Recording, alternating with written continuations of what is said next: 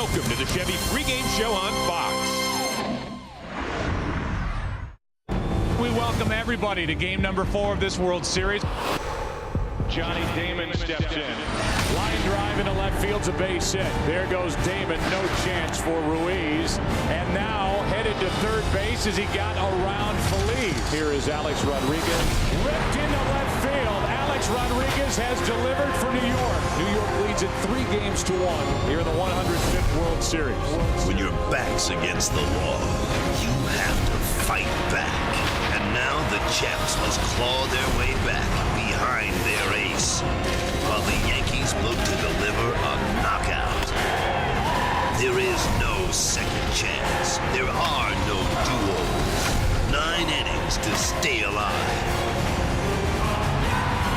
Game 5 of the World Series is next on Fox. This will be the last game of the year here in Philadelphia, but will it be the final game of the baseball season? The defending champion Phillies and their fans are not going quietly. Will this enthusiasm give the champs a boost and send the series back to New York? Or are the Yanks just 27 outs from their 27th title? It is time to find out. Welcome to Philly. It is rather comfortable this evening. Temperature 52 degrees, a little cloudy, but no rain in the forecast, and that is all good news.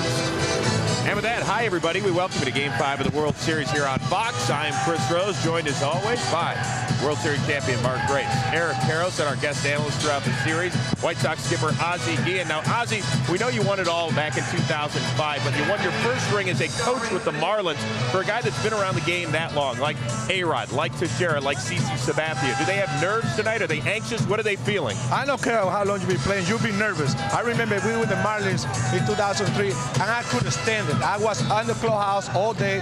I almost blew. I was sick of my stomach watching. I only was coaching. I know. But in the meanwhile, when I was manager, it was cool. Those guys out there, they're nervous no matter what side you're playing. Good visual image there, Ozzie. Thank you. Now, the Phillies felt a little sick after last night's loss, and now they got to win 3 straight against New York. But as their skipper, Charlie Manuel, said last night, that Philadelphia locker room is full of headstrong players. I think we take a lot of pride on being resilient and the way we bounce back. I know that we're going to come out and play tomorrow to win. I know that. I've seen us go through it before. We've blown 22 games from a 7th inning on or something this year. And you're like, that's got to tell you something about the resilience of our team. Eric, they got the right guy on the bump, certainly. Well, I really do. I mean, after coming off a hard loss like they did last night, you couldn't ask for a guy that's having a better postseason run than Cliff Lee. 4 starts, he's got 30 strikeouts and only 3 walks. Yankees haven't hit a lick against him, and as he did in the first game, he had 4 quality pitches. If he has those 4 working, or maybe even 3 working, we're going back to New York. Now, no question, Eric. Cliff Lee has been an awful lot of fun to watch here in the postseason, but he's going up against A.J. Burnett, who's coming off his best postseason start, biggest start ever. And I have been doing some research, fellas. Oh, no, there we go again. Please. But I've been doing some research, and this kid has thrown on 3 days rest 3 times in his career. None this year, but in those 3 starts with 3 days rest, 3-0 with a 1.64. This might be all she wrote. Guys, kind of a side story here. Is A.J. Burnett going to retaliate against the Phillies? Because 5 Yankees have been hit by pitches. A-Rod 3 times in 2 games here in Philly.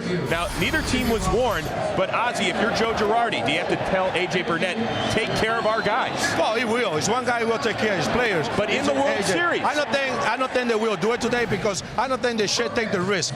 Let's go play the game, win this game today, and worry about hitting people later. But if one guy will like to hit people to protect his friends, it's going to be A.J. Burnett. Well, and the last thing you want in a World Series is a bench-clearing brawl. That's the last thing you want. However, next year, both these teams share Florida in spring training. I would imagine Joe Girardi, I played with him. He's a tough guy, and you have to protect Alex Rodriguez. So I would imagine there's going to be some Phillies playing dodgeball next year in spring training. You don't have to imagine that. That's going to happen. Without a doubt. It should happen. Undoubtedly, the Phillies felt like they got punched in the gut last night with what happened. They tie it in the 8th inning, then they lose it in the 9th. Brad Lidge gave up his first 3 runs of the playoffs, took a pounding in the papers, as you can see. Now, Ozzie, if the Phillies are up a run going in the 9th, does Charlie Manuel give Brad Lidge the baseball? That's the question. Well, to me, Lee, you had the ball for 300 pitches. I don't care. Your hair fall off. You beat my guy. But if I had to go to the bullpen, of course, this guy's my closer. He was good all year long. I know he struggled a little bit. And meanwhile, remember, this guy was one pitch away to have a good inning. Yeah, the question for me, though, isn't the Phillies bullpen. It's the choice of Yankee starters right now. A.J. Burnett, 3 days rest. Then Pettit on 3 days rest. And this is a guy, Pettit, remember, since September 5th, he's had a minimum 5 days rest in between every start. And then coming back with Sabathia on 3 days rest. A high risk right now. Phillies win tonight. They are feeling really good about their situation. Yeah, and once you get to a Game 7, you never know what could happen, even if it is CC Sabathia, and you never know who the Phillies might throw out there, whether it's Cole Hamels or somebody else. Now, this is the 9th time the Yankees have led a World Series, 3-1. The previous 8 have all ended with New York kissing the trophy. They seem nice and relaxed, but so do the Phillies, even though they're gasping for air. By the way, see how these two teams stack up so far in the series at worldseries.com/Chevy and enter for a chance to win a new Chevy Malibu, Traverse, Silverado, or the all-new Equinox. So may the best team win at worldseries.com/Chevy. Well, it's been almost a decade since Derek Jeter's been on the best team in baseball, but he's on the cusp of winning one for the thumb. The rest of the Yankees tell us why number 2 is number 1 when it comes to being a winner. That's when the Chevy pregame show on Fox returns. The Chevy World Series pregame show on Fox is sponsored by Chevy and their award-winning cars, trucks, and crossovers.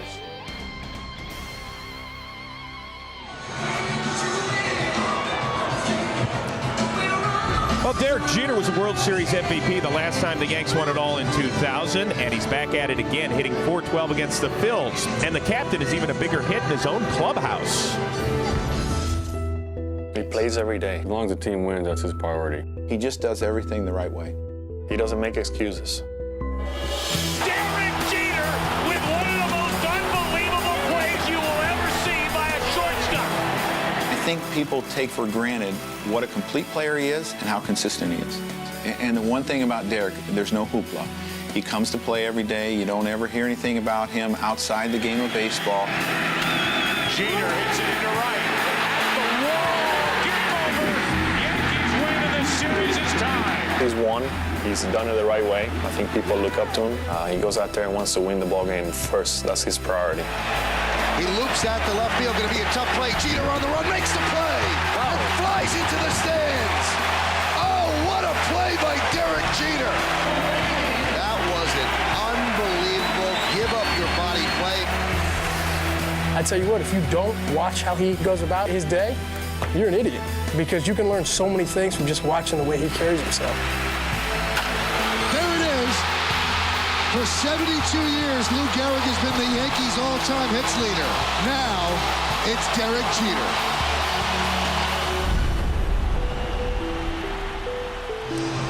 All right, guys, he is the Yankees' all-time hits leader. Is he the greatest Yankee of all time? Best player in Yankee history? To me, no doubt about it. Jeter is God. He's better than Babe Ruth. You know why? Because he's great on the field and awesome off the field. This kid is an outstanding player. Greatest Yankee, you can make an argument. I don't know about the greatest player, but what he's done on and off the field, the way he's carried himself, and especially in this day and age, greatest Yankee. Well, I wasn't even alive when Babe Ruth, Joe DiMaggio, Yes, and Lou Gehrig, but he is the best. He and Don Mattingly are the two best Yankees I've ever seen. All right, guys, before we get out of here, predictions. Are we taking the train back to New York City tomorrow or not? What's going on, Gracie? The Yankees are going to win the World Series, but not tonight. We're going to a Game 6. I got a 12:35 ticket that's going to New York. I'm watching a game Wednesday night. Ozzy, you picked the Phillies in 6. We know that's not happening. Are the Phillies going to win tonight? Well, you know what, guys? I hope, because I don't know to wait this or throw it away. You going to throw it? Are you going to throw in the Hey, towel? don't boo me, boo them. Are they booing? No, they're booing the Yankees, not you, I think. Now, listen. If the Yankees do win their 27th championship tonight, Ozzie Guillen says he's going to propose a toast to the New York Yankees and lift a glass as well. Ozzie, what is that? Yeah, baby. What is that? Hey, it looked like Borat. That's a good look Hey, right there. thank you very much. I know my wife got really, really bad taste out there. I didn't know you were from Kazakhstan. I thought you were Hey, from that Caracas. was a 10 now. That was a 10 right there. Is that what it Very was? good. Now, what do you think now? Well, I just got something in my face right now because I got root canal today. Oh, that playing hurt. No, I'm here for the game. All right. Yes, I'm ready for it. So everybody up here thinks we're going back to New York. Fair I enough. do. Cliff Yes. Lee's going to pitch a gem tonight. He's been awesome all postseason. It's going to continue. How fun would it be to see Pedro getting the ball Game 6 in New York City with their season on the line? That would be an awful lot of fun. Huh? I think that's going to happen. I'd love a little more Who's Your Daddy. I'm looking forward. So the Phillies trying to become the first team since the '85 Royals to win the World Series after trailing 3-1. But the New York Yankees, yes, they can smell that championship. It's just 27 outs away. In pro sports, it's the New York Yankees and then everybody else. And to be able to play for a championship in New York in the pinstripes, there's not a better feeling in baseball. You know, I couldn't even imagine what it felt like to hold up that trophy. This has been a great journey, unbelievable journey, and you know, hopefully we can get it done. This will definitely hold a special place in my heart and in my career, because this is definitely the biggest moment of my career right now. I think the fans have been waiting long enough. You know, we haven't won since 2000, so hopefully, you know, we can, you know, get number 27.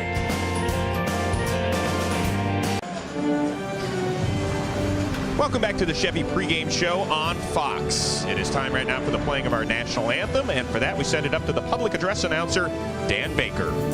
Ladies and gentlemen, would you please rise and help us honor America? To perform our national anthem, please welcome 9-time Grammy Award winner, Alanis Morissette.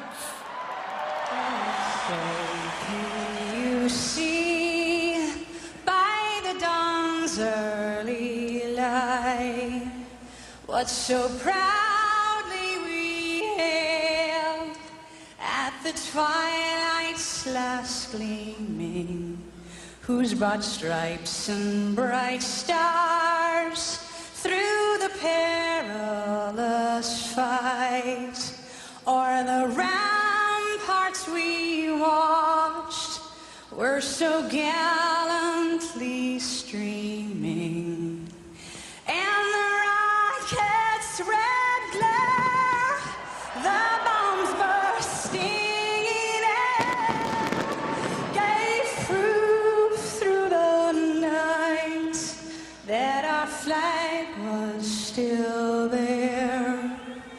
Oh, say does that star-spangled banner yet wave o'er the land of the free and the home of the brave? Are the Phillies forcing a Game 6, or does the baseball season end tonight? Joe and Tim will have the call right after this. Welcome back to the Chevy pregame show on Fox. Very nice night for this second night of November. 51 degrees, partly cloudy, but rain is staying away for the most part. We certainly hope so. It is time right now. Get you all set for the game. Up to the broadcast booth. Joe Buck, take it away, my friend. All right, Chris, thank you very much. And everybody, welcome to our broadcast booth. I'm Joe. Tim is coming right up. So here are the Phillies at home, down 3-1. And tonight they hand the ball to the left-hander, Cliff Lee. You can bundle up all the starters across baseball we've seen this postseason. Nobody has been as good as Cliff Lee. 2 earned runs allowed in over 33 innings pitched. He has been brilliant, and the Phillies need him to be brilliant tonight to stop the Yankee momentum and get this World Series back to the Bronx. I welcome in my partner, Tim McCarver. And Tim, if we stay with that whole pitching theme, the recipe for the Yankees this postseason has been terrific. Well, it's amazing what the Yankees have gotten out of their Mount Rushmore of pitchers, virtually bookending the competition. Let's look at their starters. Their starters, the 3 guys, have started 13 games, all 13 postseason games. They have lost 1 time. Their incomparable stopper, short reliever Mariano Rivera, the best ever, 11 games and 1 earned run. Unbelievable. Yeah, and here's who's been unbelievable with the bat for the Yankees. Alex Rodriguez had only 2 hits so far this World Series, but he has made both of them count. It's Game 5 tonight. He called it, no question, the biggest hit of his career. Past postseason failures seemingly a distant memory. Rodriguez has undoubtedly been the spark whenever the Yankees have needed it. With the game-winning double last night, not only did A-Rod break out of his 1-for-13 slump, he also put himself one step away from his first championship and put his team on the brink of their 27th. All that stands in their way is Cliff Lee, the Philly ace who certainly had his way with the Yankees in Game 1. It's do or die time for the defending champion Phillies. Game 5 coming up next. The World Series on Fox is sponsored by Windows 7, your PC simplified. By the new MyTouch 3G with Google, only from T-Mobile. And by MasterCard. For every postseason home run, MasterCard will donate $1,000 to Stand Up to Cancer. Who's not ready for this Game 5? Derek Jeter will lead it off for the Yankees. Then Johnny Damon bats second. Mark Teixeira hits third. Alex Rodriguez cleans up. Nick Swisher moves up. There's news on Melky Cabrera. So Swisher bats to the number 5 spot. Robinson Cano is at second base. Brett Gardner gets the start. Jose Molina does the catching, and A.J. Burnett is his pitcher. And there's Melky Cabrera, who has been deactivated for the Yankees with a bad left hamstring. He looks okay. They look like they're 3-1 in the World Series. He is not available anymore for the rest of this World Series to the Yankees, as they have made the switch and activated Ramiro Pena. And here is Cliff Lee, who this postseason has been fantastic. 30 strikeouts compared to only 3 walks. And he went the full 9 in Game 1 of this World Series at Yankee Stadium, getting the 6-1 victory. Cliff Lee from Benton, Arkansas, and his opponent tonight, A.J. Burnett from Little Rock, Arkansas. The first time that 2 pitchers from Arkansas have ever started a World Series game. A lightning fast delivery. He works deep into the game. He had 8 complete games this year, and he breaks a ton of bats, as he did in Game 1. That spike curveball is what we're looking at right there. In fact, A.J. Burnett throws a similar pitch where he curls that index finger under and a lot of wrap. Game 1, he was unbelievable. Take a look back. Yankee Stadium, and kept the Yankee hitters off balance all night. Throws 91, maybe 92, but according to the Yankees, it appears harder than that. He hides the ball well, and he made those 2 very good defensive plays. In fact, I think that's the biggest thing he's got going for him. Something he had on display in Game 1. And that was kind of that nonchalant attitude. When you talked to him the next day, and you talked about it, he was, almost unemotional. And I think that will serve him well pitching here tonight in Game 5, trying to get this World Series back to New York. I don't think he's going to be fazed at all by this assignment. He was cavalier how he caught that pop-up in Game 1, making that behind-the-back play. And let's see how he gets along here tonight. After being dealt to the Phillies at the end of July from the Indians. Tonight's opening pitch brought to you by Budweiser. With full flavor and a crisp, clean finish, it's what we do. And what Derek Jeter does in the postseason and in the World Series is make things happen. You can see what he's done, hitting .412 during this World Series. He has 1 RBI. That came in last night's game. And he leads it off for New York.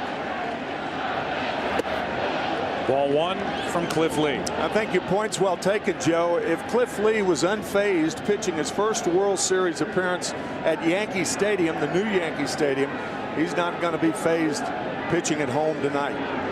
Here's his 1-0 pitch and a ground ball up the middle. Utley to his right, gloves, throws, good play for the out. Utley had to go a long way to get it, and then Ryan Howard dug it out on the other end.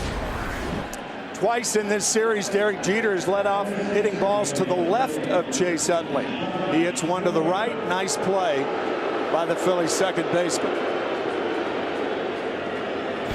And that show of respect by this Philly crowd for Johnny Damon. They boo him, and he was the one who got the 2-out hit last night in the 9th inning that started a 3-run rally. Booing can be good when you're on the road. Yes.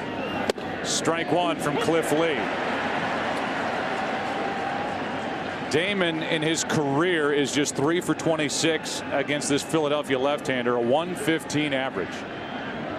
He's only hit Gil Mesh worse, and that misses down and in. 1 ball, 1 strike. So among active pitchers Johnny Damon has dealt with, Cliff Lee is the second toughest average-wise for him to face. 1-1 pitch. And that's off the end of the bat, falling into center for a 1-out base hit.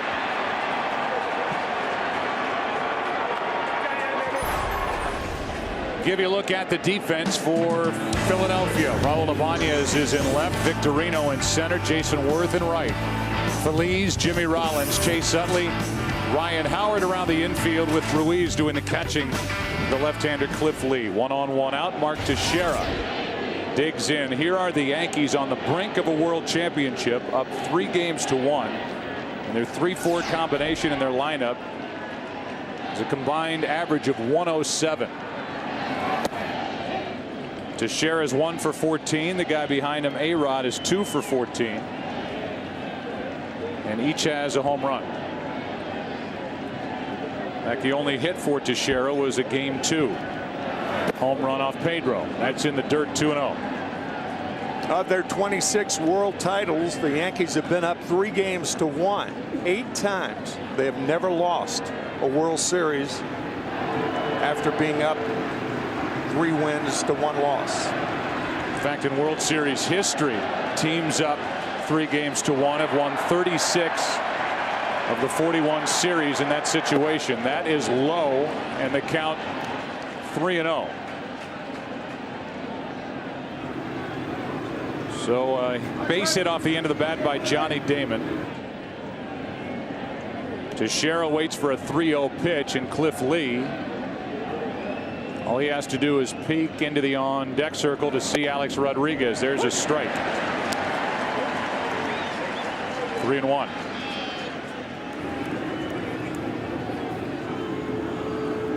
Well, the Yankees want a parade, not Game 6. They want a parade down the Canyon of Heroes in a couple of days.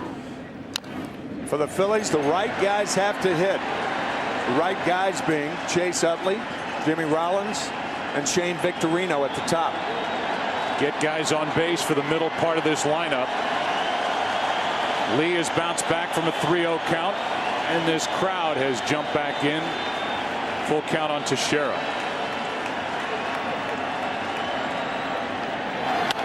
And a fly ball into right. Easy for Worth. 2 out.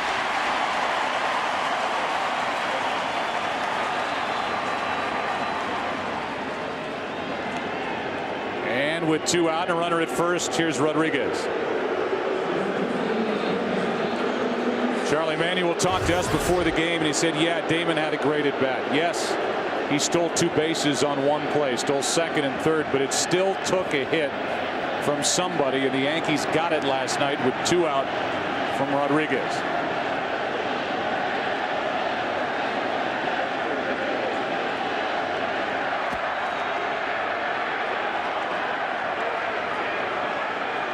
Talking to Carl Willis, the ex-pitching coach of Lee. And he said they used to discourage his move to first base. It was so bad. But he gets rid of the ball so quickly, he's tough to run against. That's down and in ball 1, and you're saying that after that first throw over to first base, which was more like a lob. With Johnny Damon over there, Damon with his 3 steals in this series is only 3 of the postseason.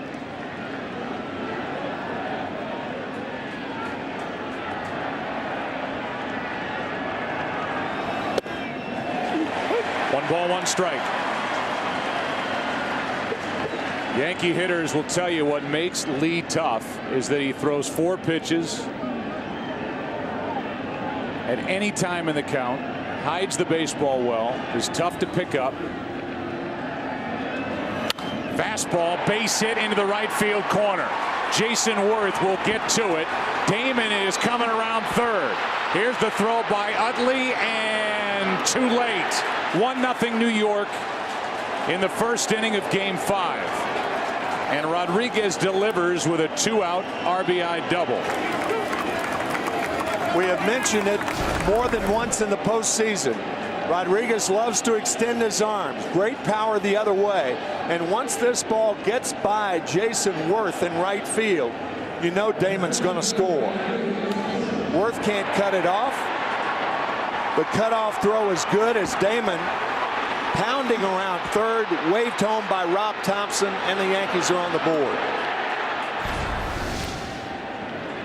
So Rodriguez now has 3 hits in this World Series.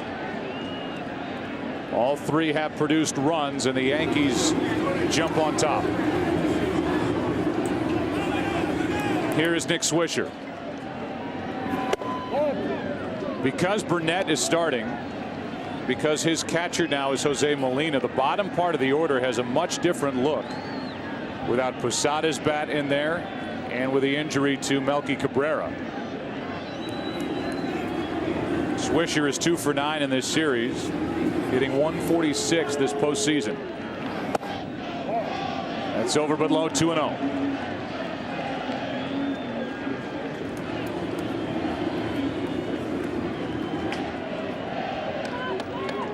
Cliff Lee has fallen behind a couple of hitters here in the first inning, something he did not do in that Game 1 start.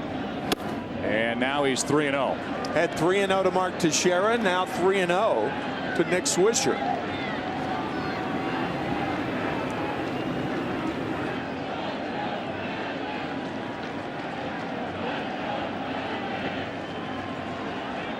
Three balls, no strikes on Nick Swisher. Runner at second with 2 out and time called at the plate. So the Yankees get right after Cliff Lee. And that's ball 4, 2 on, 2 out.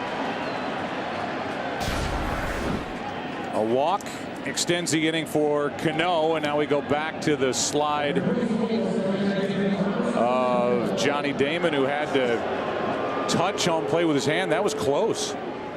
Even though I think the heel of the left foot touched home plate initially. It was close, but Johnny making sure. But a good block of home plate. We've seen that from Ruiz. It's always tougher to block home plate with a throw coming in from right field because you don't know where the runner is. Here is Cano. When you talk about the struggles of Teixeira and Rodriguez as far as total number of hits, throw Cano in there, 2 out of 15, and has not driven in a run in this World Series. Home plate umpire tonight is Dana DeMuth. Joe West is at first, Jerry Davis at second, Jeff Nelson at third, Brian Gorman down the left field line, and Mike Everett, who worked the plate last night, is in right field. 1 ball, no strikes on Cano. And a fly ball into left. Ibanez is there to win the inning. But the Yankees get a run on 2 hits, a walk, 2 left after a half in Game 5, 1-0 New York. The World Series on Fox is sponsored by Gillette Fusion, the #1 razor recommended by dermatologists. By Taco Bell, think outside the bun. And by DirecTV, no one else has all your favorite channels in HD. Let's take a look at the Philadelphia starting lineup. Jimmy Rollins leads off. He's the shortstop. Shane Victorino bats second in center field. Then Chase Utley, Ryan Howard, and Jason Worth. Raul Ibanez is in left. Pedro Feliz, Carlos Ruiz, and Cliff Lee.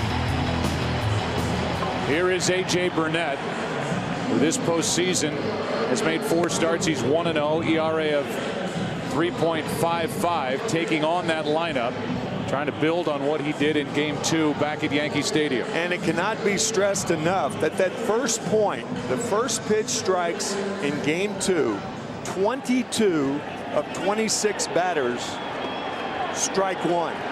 And he's got the best curveball in the game if he's right.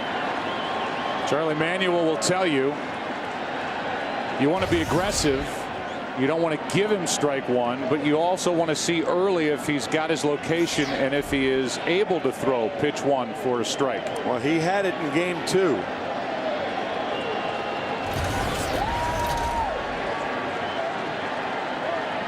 Pitching on 3 days rest, and Rollins goes after one up, strike one. Because of that, you know, the players are the best scouts. And the players know he threw 22 of 26 pitches, first pitch strikes. But Rollins swinging at a ball out of the strike zone. It looked like he was intent on swinging at the fastball then. 293-mile-per-hour fastballs, a ball and a strike. There are the numbers, 3-0 on 3 days rest with a 1.64 ERA. 3 starts in the career of A.J. Burnett. That's foul, and that's strike 2. Victorino on deck, and then Chase Utley. This Phillies team needs a jolt. Jimmy Rollins 3 for 15 in this series. The 1-2.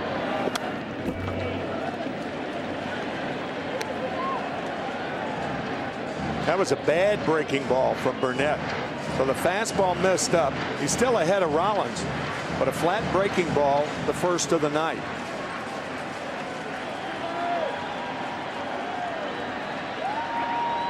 Another 1-2 pitch. And another foul ball. And another curveball. This one a little better. A.J. Burnett in his first year with the Yankees signed a 5-year $82.5 million deal, $16+ million per season, to come to New York. Part of that big offseason investment in 3 main players. It's Sabathia and Teixeira. Here's a line drive, base hit into center by Rollins. Charlie Manuel says that Jimmy Rollins makes our offense go. We'll see.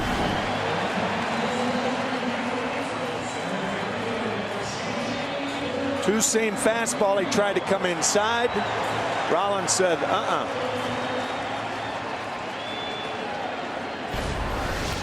That was something that Joe Girardi talked about with us prior to game 2.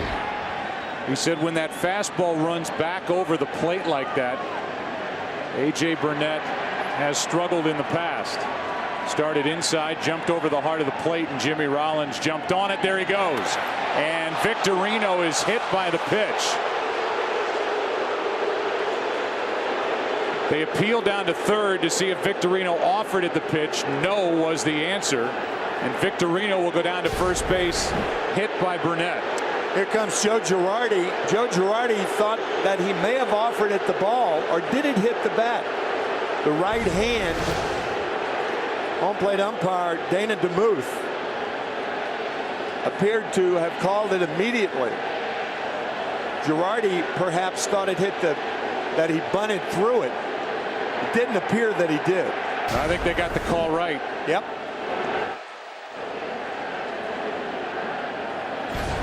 Caught Victorino on the right hand. And they're still looking at it. Meanwhile, last night in the first inning, remember, Alex Rodriguez was hit by a pitch that drew a warning from this umpiring crew to each bench. This is a different situation. Rodriguez had been hit 3 times and has been. At that point, had been hit 3 times over the last 2 nights. Let's listen. That was bone, not wood. That sounded awful.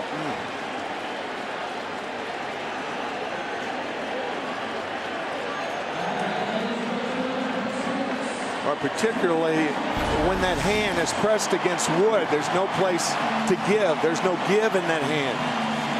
That had to hurt. Here is Utley.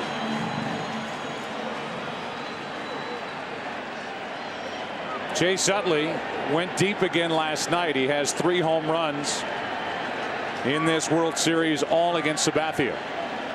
2 on, nobody out for Philadelphia. And a fly ball into right.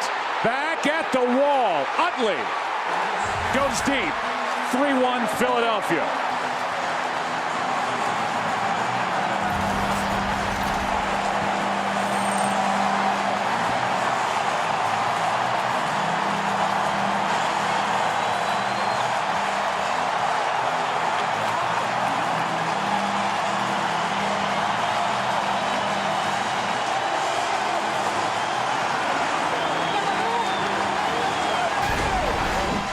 First pitch, struck.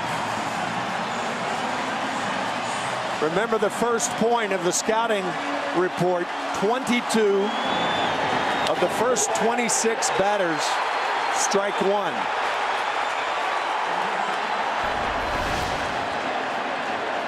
Now Ryan Howard comes up empty. The Phillies had hit 7 home runs in this World Series, but all had been solo home runs. They get their first 2 on here in the first inning. Rollins and Victorino. And Utley goes deep. His 4th home run of this World Series. 3-1 Philadelphia for Cliff Lee, and a 1-1 count on Ryan Howard. Even with runners on base, Chase Utley rarely will swing at the first pitch. And he did then to benefit the Phillies. A 1-1 from Burnett. 2 balls and a strike.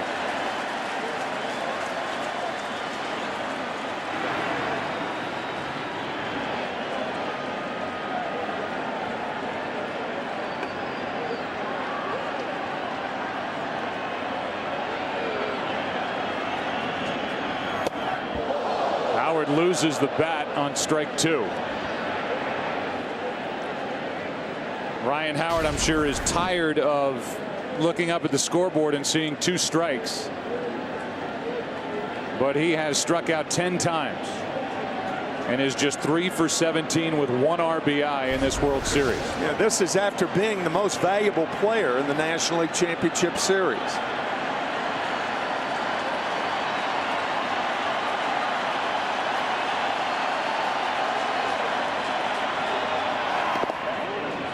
Howard checked it, full count.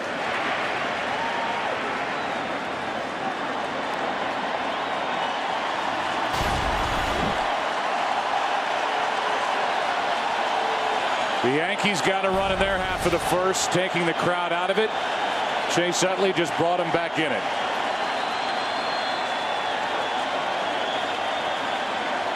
And a 3-2 from Burnett. Breaking ball misses for the walk.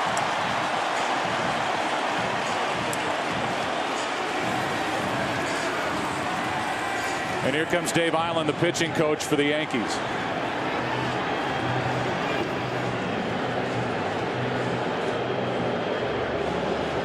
While they talk, if you think about the flow of this World Series and how it's gone through the first 4 games. Philadelphia goes to Yankee Stadium. They have Cliff Lee on the mound, who goes 9 innings, and they win that ball game 6-1. Then it was A.J. Burnett, the man on the mound now for New York, who was dominant in Game 2 with Rivera pitching the last 2 innings. It was a struggle, but he got the save. Then here to Philadelphia, up 3-0 on Andy Pettitte. He figures his pitching stuff out, even gets an RBI base hit. They rally to win it after the Phillies rallied to tie Game 4 in the 8th inning on the home run by Pedro Feliz. Top of the 9th inning, a 2-out rally, and then Rivera does his thing, and just like that, the Yankees are up 3-1. Now the Phillies, facing elimination, gave up a run in the first, come back with 3 in the bottom half, a chance for more. Strike 1 to Worth.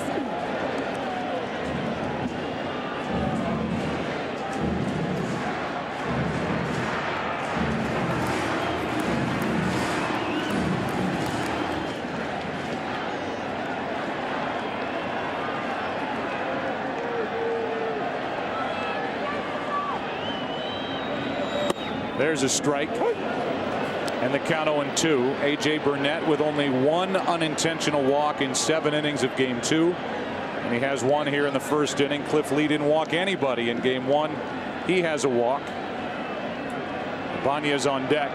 A 0-2 count on Worth. What the Yankees try to do with Jason Worth, throw the breaking ball out of the strike zone and get him to chase with 2 strikes.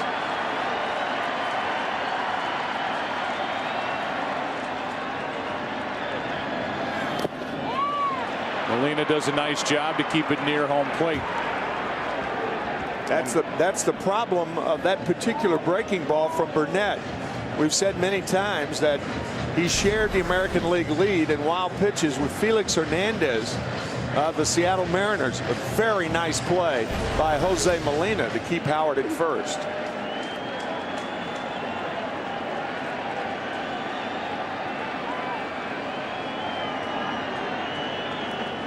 The 1-2 and a strikeout of Jason Worth on a good pitch down and away, 2 out. That's a scouting report. Get ahead of Jason Worth and then throw the breaking ball out of the strike zone, particularly when you have a breaking ball that's as good as Burnett's. That's out number 1 as Jason Worth went after that ball down and away, not 2, and Ibanez bats with 1 on 1 out here in the first inning with his Phillies up by 2.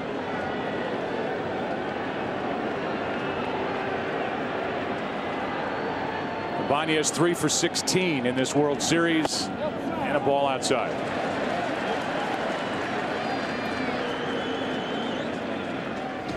The left-handed batters in game 2 against A.J. Burnett, the big bats, a combined 1 for 8 between Utley, Howard, and Ibanez back at Yankee Stadium.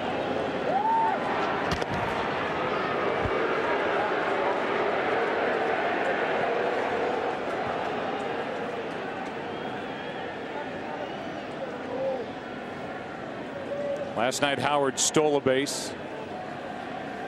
That happened in the 4th off Sabathia. Ibanez takes outside. 2-0. See what happens when you steal a base? They think you're going to steal the next night too.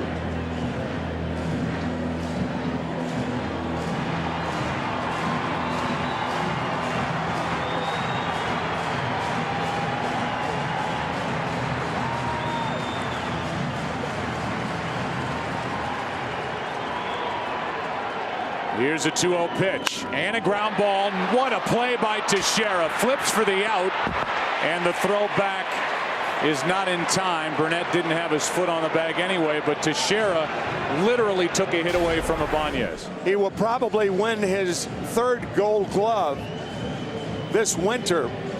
And the one impressive thing about Mark Teixeira that we've noticed is his range to his right. The backhand from his knees to Jeter. Couldn't get a lot on the throw. That prevented the double play. But a fine play by a Gold Glover. That's what the Yankees bought over the offseason as they bring out a tool to get the dirt out of the spikes of A.J. Burnett. But they bought a guy who eventually led the American League in home runs and RBIs and can be a vacuum at times over at first base and saves a lot of throwing errors from the infielders with what he can do with his glove and his foot on the bag. Take a look at the defense for the Yankees. Damon. Gardner is in center with the injury to Cabrera, and Nick Swisher in right. A-Rod, Jeter, Cano, Teixeira, Jose Molina does the catching for Burnett. Here is Pedro Feliz. What a night last night for Feliz. 2-out RBI single in the 4th inning, which tied the game, and a 2-out game-tying home run in the 8th off Jabba Chamberlain. Strike 1.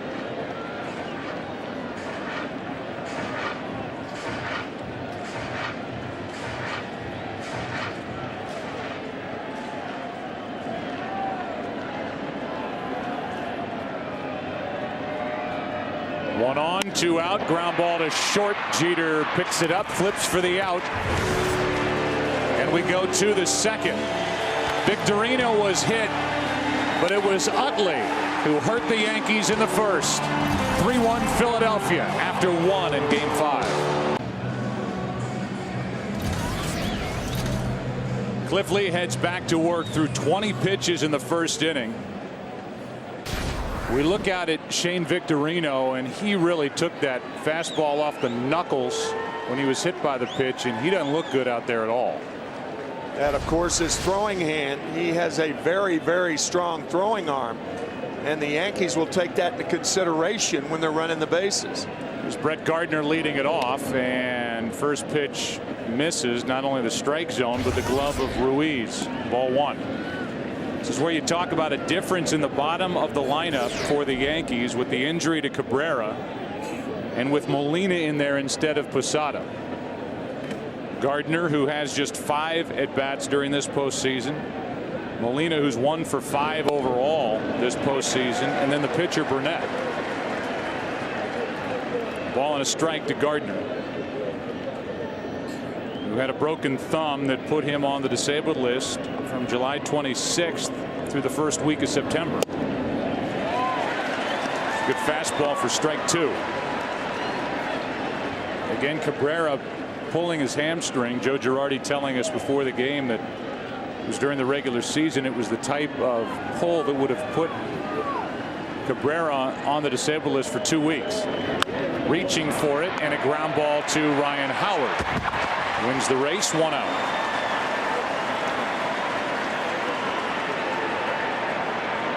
Told you in the first inning that Ramiro Pena, middle infield type player, has replaced Melky Cabrera on the active roster. And that is a change in baseball since 2007, where teams, because of an injury, can make a roster move within a series as opposed to between series. And it has to be a position player for a position player, or a pitcher for a pitcher. In other words, you can't bring a position player in and take a pitcher off the list. First pitch strike to Jose Molina. 0 for 1 in this World Series.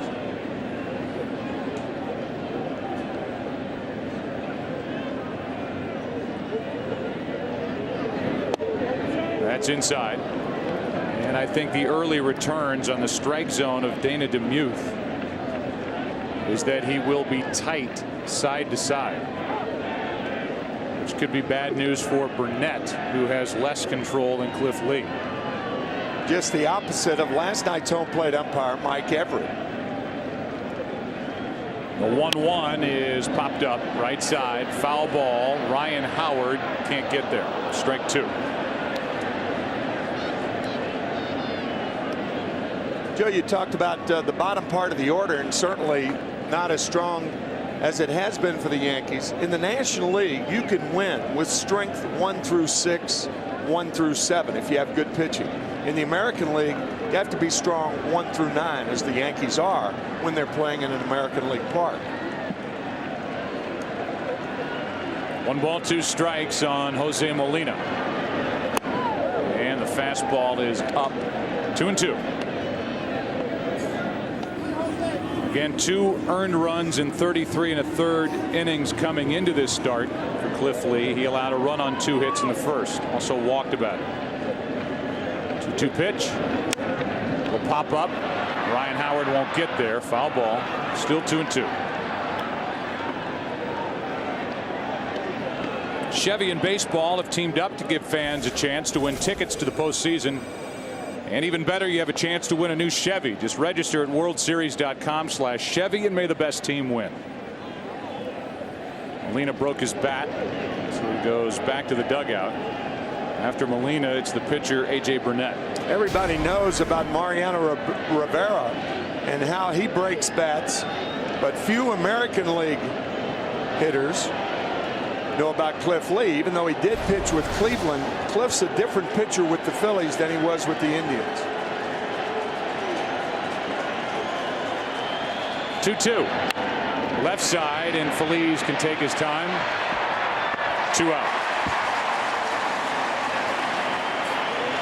We talked about the spike curveball of Cliff Lee, where he curls the index finger under. Well, A.J. Burnett also throws the spike curveball.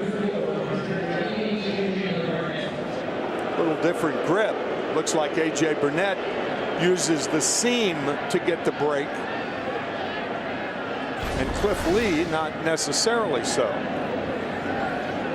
Here is A.J. Burnett, who during the regular season was 1 for 5 swinging the bat in his career. There's 3 home runs, 35 of 266, a 132 average, 9 RBIs. Longtime National Leaguer with the Marlins. There's a strike, 1 ball, 1 strike. Lee signed as, or rather Burnett signed as a free agent with the Blue Jays and was with Toronto from 06 through 08. Now in his first year with the Yankees, pretty good rip. But a 1-2 count with 2 out, nobody on.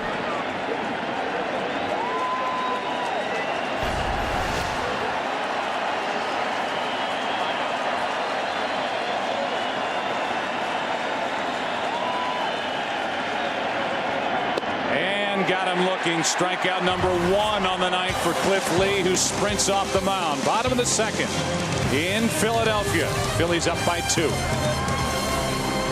The World Series on Fox is sponsored by Budweiser, with full flavor and a crisp, clean finish. It's what we do.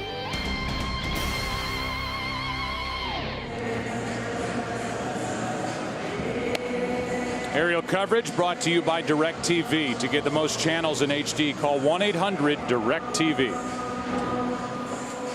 How about our Jeep trivia question before the bottom of the second with the Phillies up 3-1? The Yankees have won 26 World Series titles. Which American League team has the second most?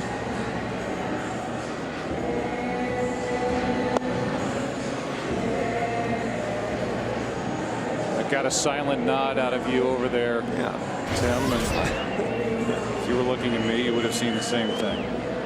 I don't know. Yeah, I do not know. We'll just wait and find out at some point as we make our way through game number 5. Here is Ruiz, the number 8 hitter. Cliff Lee, the pitcher, will follow, and then Jimmy Rollins. You start looking and comparing the bottom of the order in each side. Now I would say that the Phillies have the advantage, at least with the 7 and 8 hitters compared to what the Yankees are featuring 7 and 8. First pitch is high, and Burnett has missed up quite a bit here early. Ruiz is a guy that's hit .353 in his last 17 postseason games. 3 home runs, 1 home run in this World Series, and that misses. 2-0. Charlie Manuel telling us before the game that just because Burnett threw first pitch strikes his last outing doesn't mean he's going to throw first pitch strikes tonight. That's high. 3-0.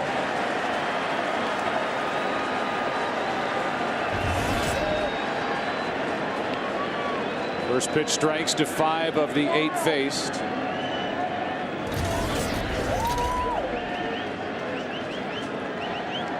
.3-0 on Ruiz, and a strike. 3-1. Ruiz in his history during the World Series last year in this, 9 for 28. Swinging the bat. 3 for 12 this year.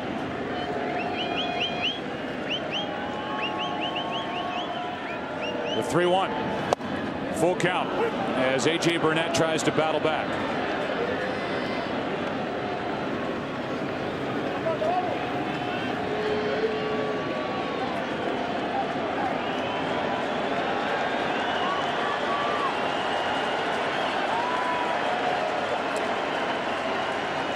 (3-2) and a strikeout of Ruiz. Second strikeout for Burnett. Major League Baseball encourages all fans to support ALS charities. Go to MLB.com/4 ALS to learn more about this important cause. And tonight we tip our cap to Michael Goldsmith, who inspired the 70th anniversary commemoration of Lou Gehrig's memorable speech. Sadly, Michael passed away yesterday after a lengthy battle. His legacy lives on as we dedicate Game 5 of the World Series to the MLB mission of assisting in the fight against ALS. 1 pitch to Cliff Lee, grounds out to Teixeira.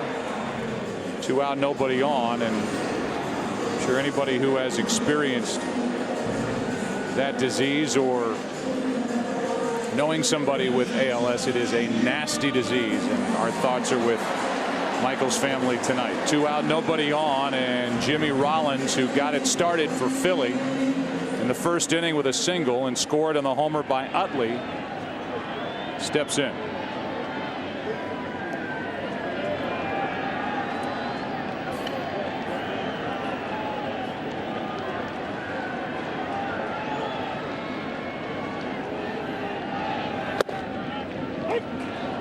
A high strike on a 94-mile-an-hour fastball. You may wonder why Jimmy Rollins' uniform is dirty since he scored ahead of the home run by Chase Utley. He was running and sliding head first on the ball that hit Victorino in the first inning. You know, it's interesting to watch Victorino prepare for this at bat, and it'll be really interesting to see him in his next at bat. Hit on the knuckles his first time up, and we'll see how he's able to grip it. He's already, as you can see there, holding that index finger off the bat. I wonder if that's how he's going to grip in his next at bat. Let's go back to him getting hit as he squared around a bunt in the first. Got him on the right hand and right off that right index finger, maybe part of the middle finger.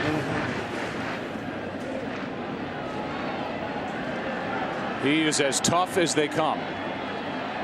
Shane Victorino trying to hang in, and that ball misses for ball 3 to Jimmy Rollins.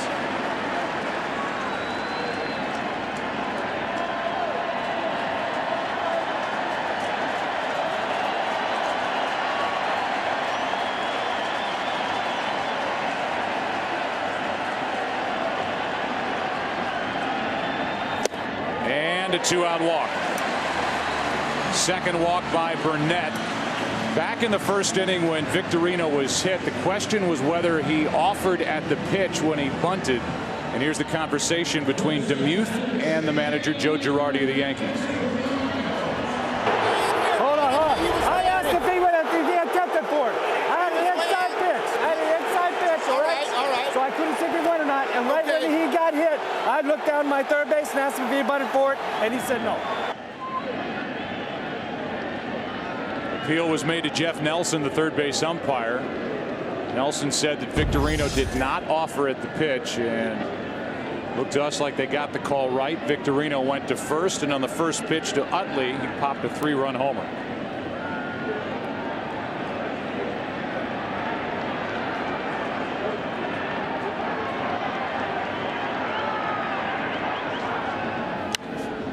Popped up. Victorino shakes out that right hand, and Jeter puts it away to end the inning. A walk, a man left. Phillies have left 2. Watch Victorino. Third inning, game 5, 3-1 Philadelphia. There is a lot more evidence that the right hand, and in particular that right index finger for Shane Victorino, is hurt. You wonder if he'll be able to finish this game 5 and what he would be available for the rest of this series. And we'll show you some of the video. Here it is. Here's him just taking off his batting glove after popping up. Gingerly. And then the frustration. Not able to throw the ball very well in center field either, as Jeter leads it off. Top of the order for the Yankees, down by 2 here in the third inning, and there's one inside from Lee. Ball and a strike, and that's just him trying to grip the baseball and throw it. And once again, that could come into play for good base runners like Derek Jeter. They'll take advantage of that. There's a fastball for a strike from Lee to Jeter, 1-2. So the Yankees have lost their center fielder Melky Cabrera, who hits down deeper in the lineup. It would be a big loss for the Phillies if they lost the presence of Shane Victorino, their number 2 hitter, and a very good center fielder defensively. Change up grip to a fastball. 2-2. So Lee starts with a changeup grip in his glove. and then shifts to a fastball grip so that these Yankee hitters can't pick up what pitch is coming, and the count 2-2. Or the first base coach, Mick Kelleher, who has the best view of the left hand of Cliff Lee. For a right-hander, it'd be the third base coach. He does it again. And Jeter grounds to third for Phillies. 1 out.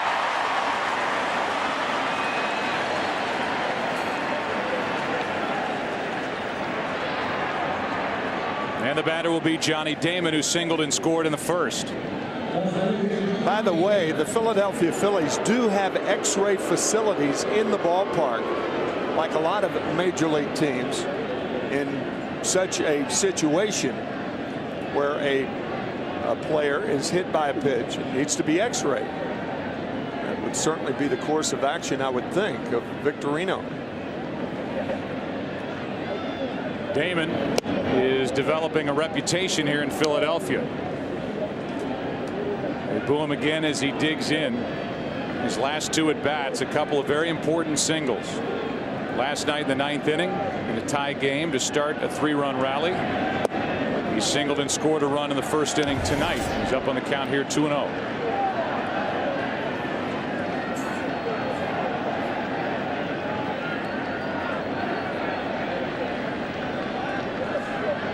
And the next from Cliff Lee. Strike 1.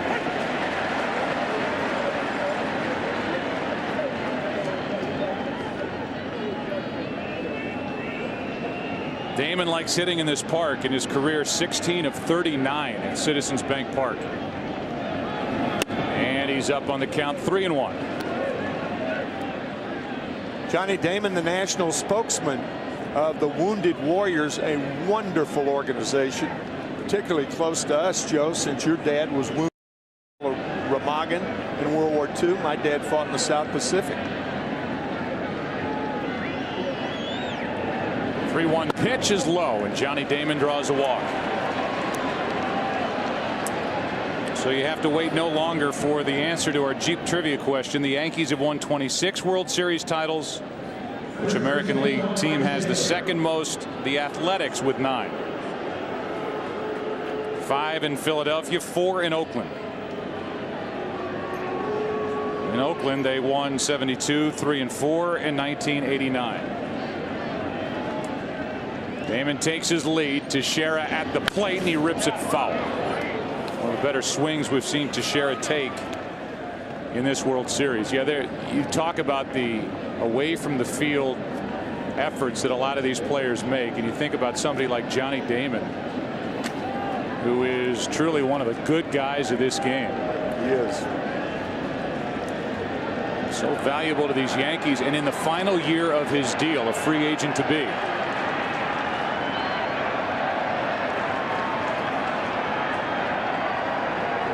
He can run, he can hit for power, he hits for average at 282, hit 24 home runs, stole 12 bases. He's stolen 3 this postseason. And he's on for the second time tonight against Cliff Lee. Here's a 1-1 to Teixeira, and a grounder foul, strike 2. Joe Girardi, the Yankee manager, in talking about Johnny Damon, said that he remembers a skinny little kid running around in the outfield, could run like the wind, playing for Kansas City a decade ago.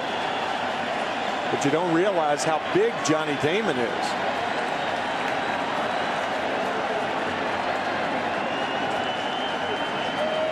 Teixeira chops to third. The high hop for Phillies, the lead runner for 1, and that's it. The force out at second. On at first is Teixeira for Rodriguez.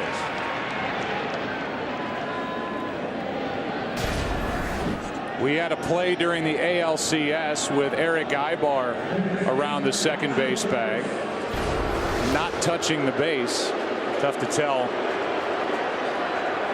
on that replay whether Utley got his foot on the bag with the ball in his glove. I don't think he did. He's straddling the bag. He never touched the bag.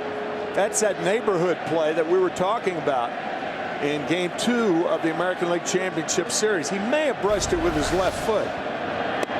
There's a strike to Rodriguez. But normally second base umpires will give the second baseman the benefit of the doubt when he's close.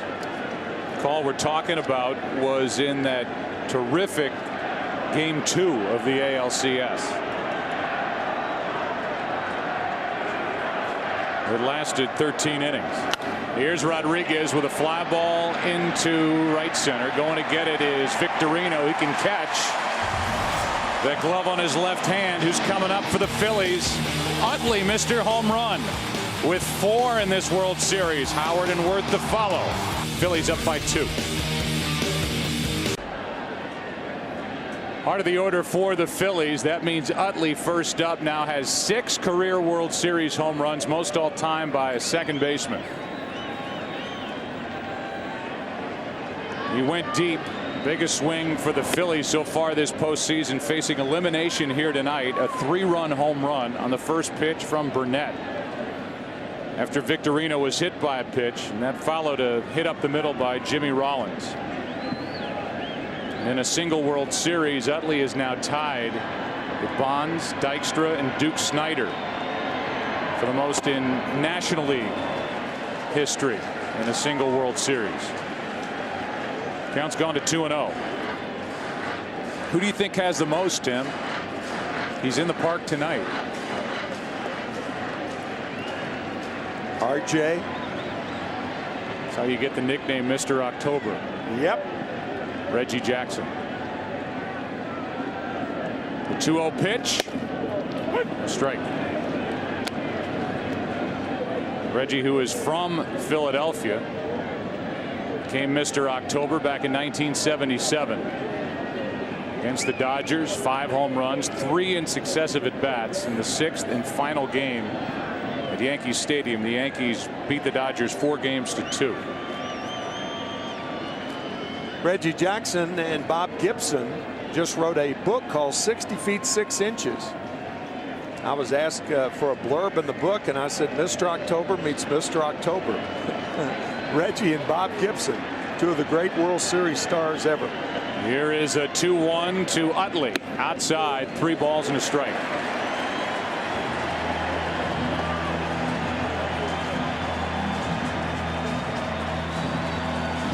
Burnett has walked 2, and he threatens to walk Utley. He has to come into him, and that has not gone well for Yankee pitching so far in this World Series. What'll it be on 3-1? And it's up and away. A leadoff walk. More on Shane Victorino, even catching that fly ball to end the top of this 3rd inning. Just shaking out that right hand and they're going to look at it. And if the Phillies lose Victorino tonight, and if there are more games in this series, that's a big loss for this Philadelphia team. On the field, emotionally, any way you want to look at it. There have been a lot of injuries in baseball where players have been hit while still holding the bat.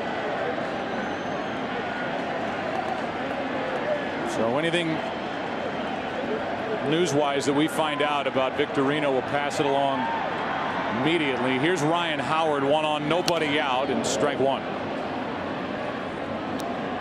Charlie Manuel, who really has made his name in the big leagues as one of the better hitting coaches that the big leagues have seen over the past 20-30 years, talked to us before the game about how Howard is almost lunging forward as the pitch is coming to the plate instead of being loaded on his back leg, ready to explode into the pitch.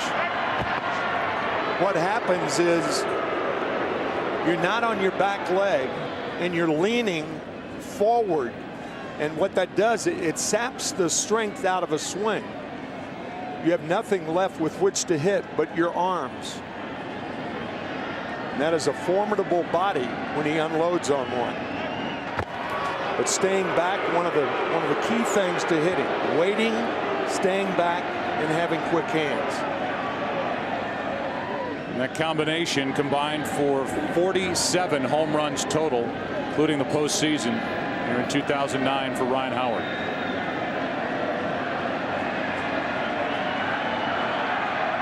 There goes Utley. The pitch is high. Throw down is not handled by Jeter, and a stolen base for Utley. He's 3 for 3 this postseason, Tim, and 26 for 26 Utley in stealing bases in 2009. The throw low, but you can realize the problems that Molina had in getting rid of the ball.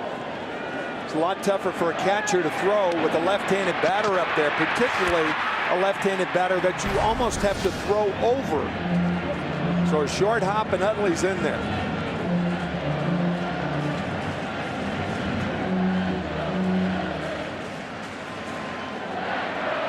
Game 1 was the Cliff Lee Chase Utley show at Yankee Stadium. They're trying to do it again here in Game 5 as Ryan Howard takes up and away 2-1.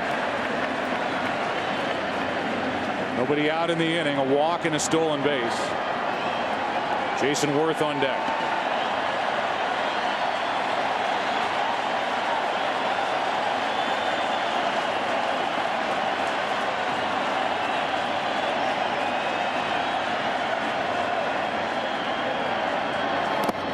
Scooped up by Molina, ball 3.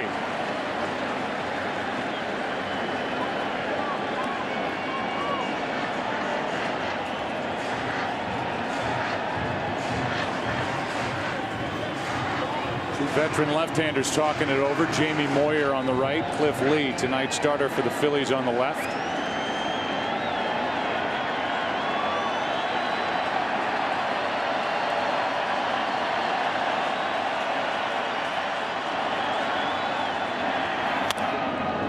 Full count.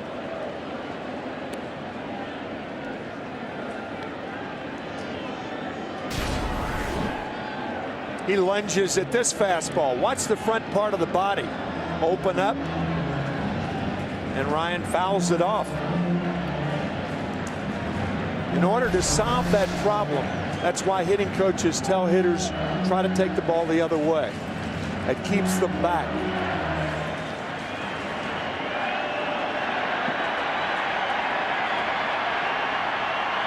3-2 pitch.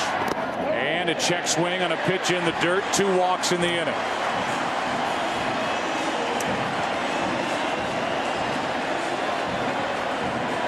And Dave Island is going to come out and talk with Jason Worth coming up. The Yankees are seeing night and day out of A.J. Burnett. Great control in Game 2, the winning pitcher, and clearly his control off tonight. So while they talk on the mound, we remind you that this week on a very special Fox NFL Sunday, Kurt, Terry, Howie, Michael, and Jimmy head to Afghanistan to bring a taste of the NFL to the brave men and women in our armed forces. It's all on the Ford Drive 1 Fox NFL Sunday pregame show this week at a special time of 11 a.m. Eastern, 8 a.m. Pacific, only on Fox. Right-hander Dave Robertson getting loose here in the 3rd inning.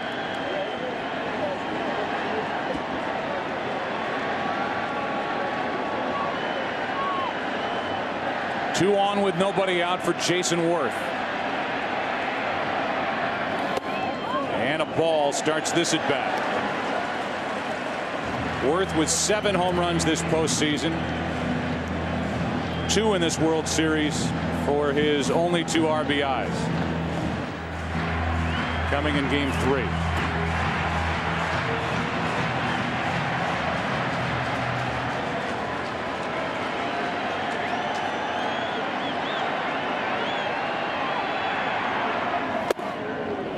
A ball and a strike.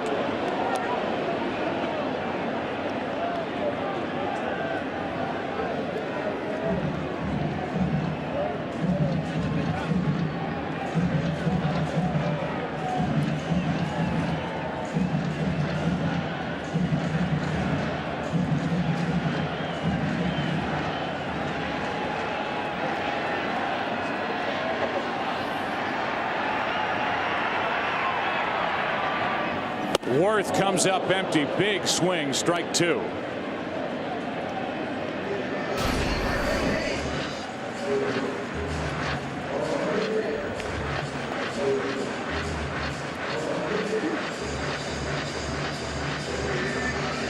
You see the 94-mile-per-hour fastball. It gets to the plate at 88. Under 0.4 of a second to react for Jason Worth, who struck out his first time. 2 on, nobody out, and a base hit up the middle. Here comes Utley. Here's the throw by Gardner. Cut off 4-1.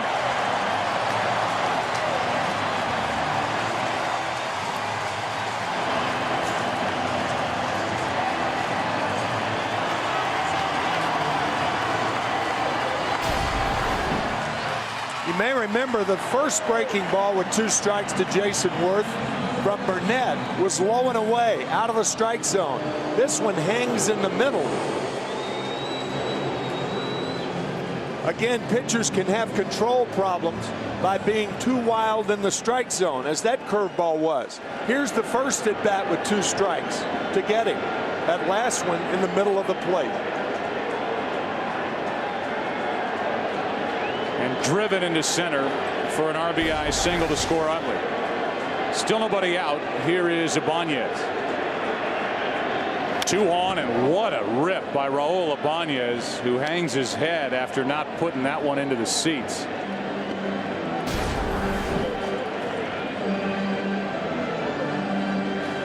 For hitters against pitchers with control problems, knowing they have to use the fat part of the plate, it becomes a feeding frenzy. Ibanez bounced into a force out his first time up, and there's a shot into right. Swisher over to get it. Ryan Howard will score. It's 5-1 Philadelphia here in the 3rd. And that'll be it for A.J. Burnett.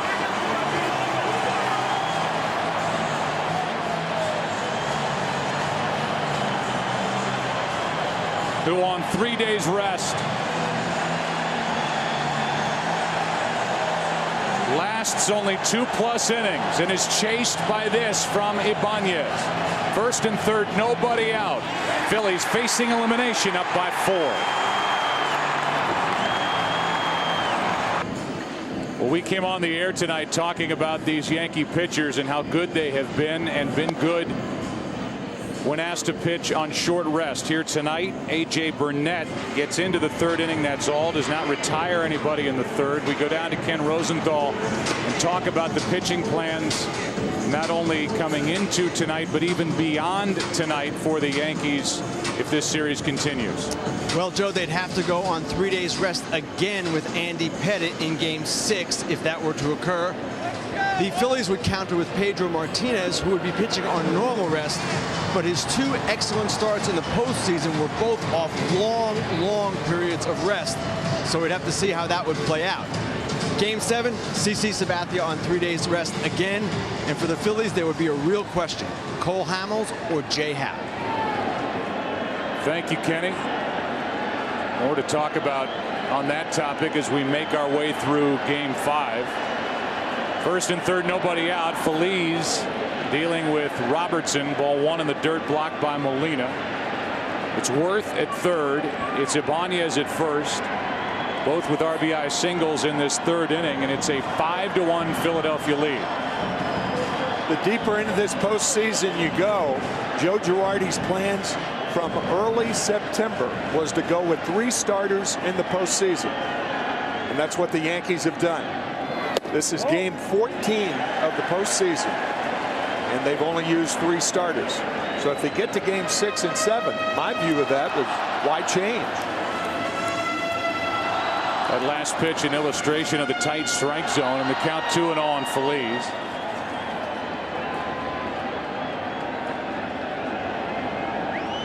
Here's a 2-0. Popped up on the infield for Teixeira. And in foul territory, that's out number 1, and a big out for Robertson, who has shown a knack for getting out of tight spots. We'll deal with Carlos Ruiz with a pitcher to follow. Shane Victorino back in the dugout, and I'm sure telling teammates what they found if they did indeed x-ray that right hand. Got his batting helmet on. Right now it's a number 8 hitter, Ruiz, first and third, 1 out. And a strike from Robertson.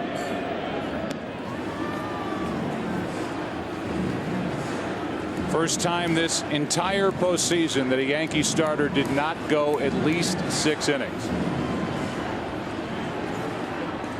And Burnett could not get it out in the third. Now it's up to Robertson. 0-1 is fouled back, strike 2. And Robertson could keep his team in this game and make all of that conversation, if the Yankees can rally, about game 6 or 7 irrelevant. But a tall order for the Yankees tonight to rally against Cliff Lee, who was settled in after allowing a run on 2 hits and a walk in the first. 0-2. Left side to the plate is Worth, and the only out at second. It's 6-1.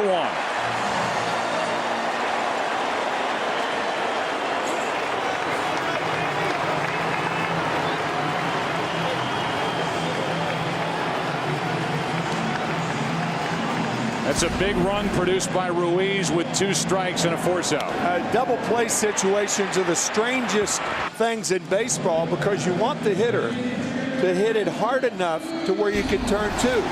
First and third and 1 out. If he doesn't hit it hard enough, the run scores. And that's what happened then. Now Cliff Lee, who grounded out on 1 pitch back in the second, he has a 5-run lead.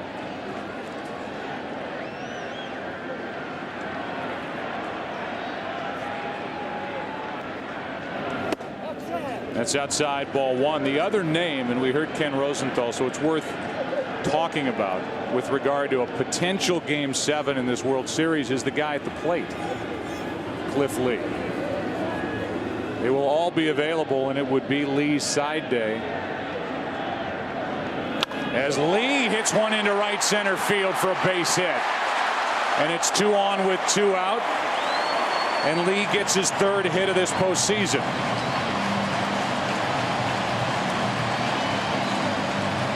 He's trying to do everything for the Phillies to get this series back to the Bronx. His first game against the Colorado Rockies in the division series, not only did he get a hit, but he stole his first major league base on the advice of Davey Lopes, the first base coach of the Phillies. So he is doing it all. So now Robertson gets a visit from Molina. It's 6-1, and Jimmy Rollins, who's 1 for 1 with a single, a walk, and a run scored, steps in.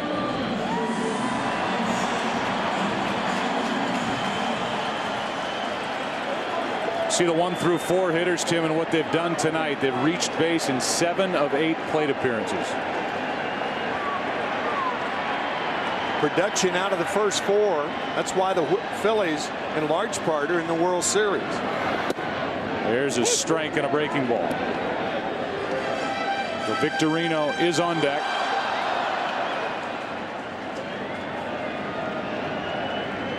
Rollins is at the plate.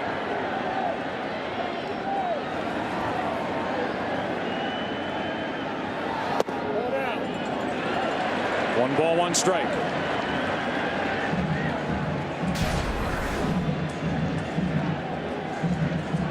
Robertson stared in after not getting that call.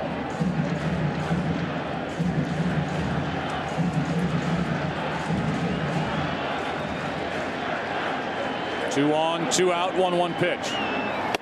On the outside corner, good pitch by Robertson, who's made some good pitches since entering here in the 3rd inning, strike 2. Joe Girardi likes to say about David Robertson that he has swing and miss stuff. Talked about DeMuth being tight side to side. That was a wide strike after not giving a low strike the previous pitch, and Molina will go out and talk with Robertson.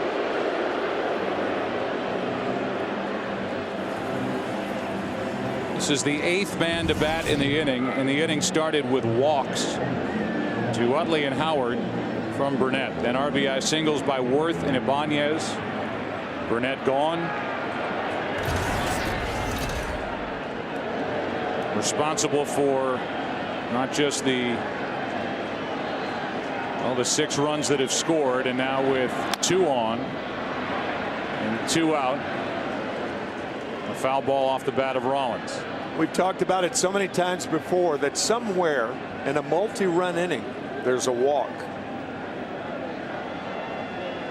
And there are 2 in this inning, and Burnett is still responsible for one of the runners on.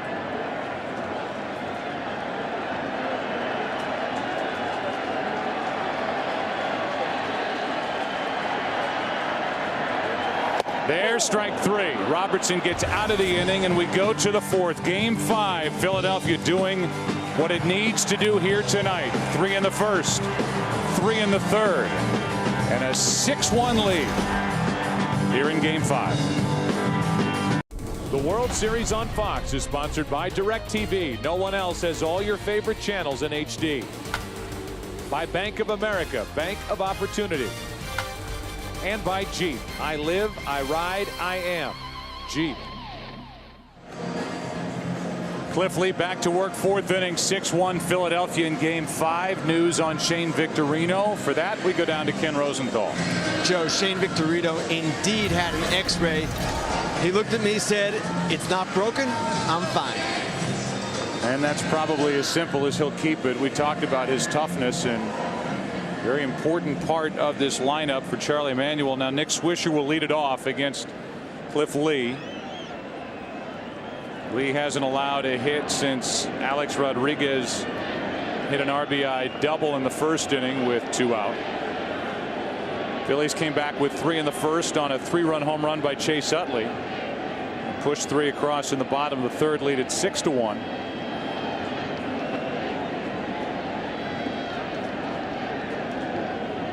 And the first to Swisher is up and away, ball 1. We just had a chance to visit with Rich Doobie, the pitching coach for Philadelphia. We'll give you that visit in the top of this 4th. Swisher walked his first time. There's a 1-0. A ball and a strike.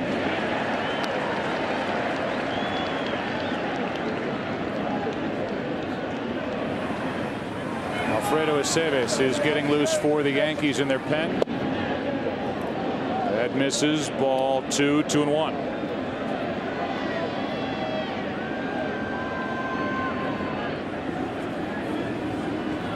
On deck Cano and then Gardner. 2-1 pitch is hit to 3rd, caught by Phillies, 1 out. First question to Rich Doobie, the pitching coach for the Phillies, was, do you like what you're seeing out of Cliff Lee? Very much so. You know, Cliff works at that fast tempo and pounds the strike zone. You know, he's always effective doing that, and we always play pretty well behind him, of course. Yeah, we don't know him like you do, but it seems like just the overall demeanor of this guy is that he's not going to be fazed by a start like this with you guys facing elimination. Nah, he's very low-keyed as far as putting too much pressure on himself. Really has no ego at all and just goes out there and has a lot of fun playing this game. Have you had to check yourself to think about any more pitching the rest of this series? Should this thing continue? You just worrying about tonight? No, we'll take it one day, one inning at a time. How did I know you were going to say that, Rich? Well, that's the way you got to look at it. I got you to smile. All right, 6-1 here in the 4th inning. Thanks for your time. All right, thanks, guys. All right. It's taken 4.5 games, but we made it happen. Right now he's not smiling. He is yelling out at the home plate umpire, Dana DeMuth, about the tight strike zone as it counts 2-0 on Robinson Cano, who flied to left his first time up. With 2 on in the 1st inning, there's a strike, 2-1. Charlie Manuel telling us before the game what most people know, that managers can't see outside or inside from the dugout. They can only see high and low. So if you see the pitching coach or the manager yelling at the home plate umpire, usually it's because of a high or a low strike. Here's a 2-1 to Cano, and it's in for strike 2. Cano thought that was low. Let's give it a look. Looked like a strike.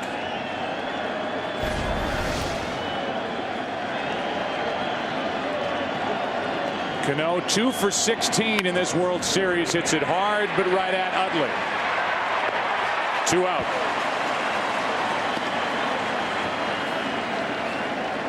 And with the bases empty, Brett Gardner will be the hitter. Why it's so unusual for Cano to be 2 for 17. Keep in mind that Derek Jeter and Robinson Cano, both with over 200 hits. as middle infielders. It's the first time that that's happened in 112 years. You and I read that stat coming into the postseason, or when you and I picked it up in the ALCS, I had to read it twice to make sure I got it right. Yeah, you're going, what? That's it. That's the first time a middle infield combination did that with the bats. 200+ hits, and Cano is really struggling. 2 for 17. Gardner's in the hole, 0-2. And Lee has for sure settled into this Game 5 start. Now up by 5.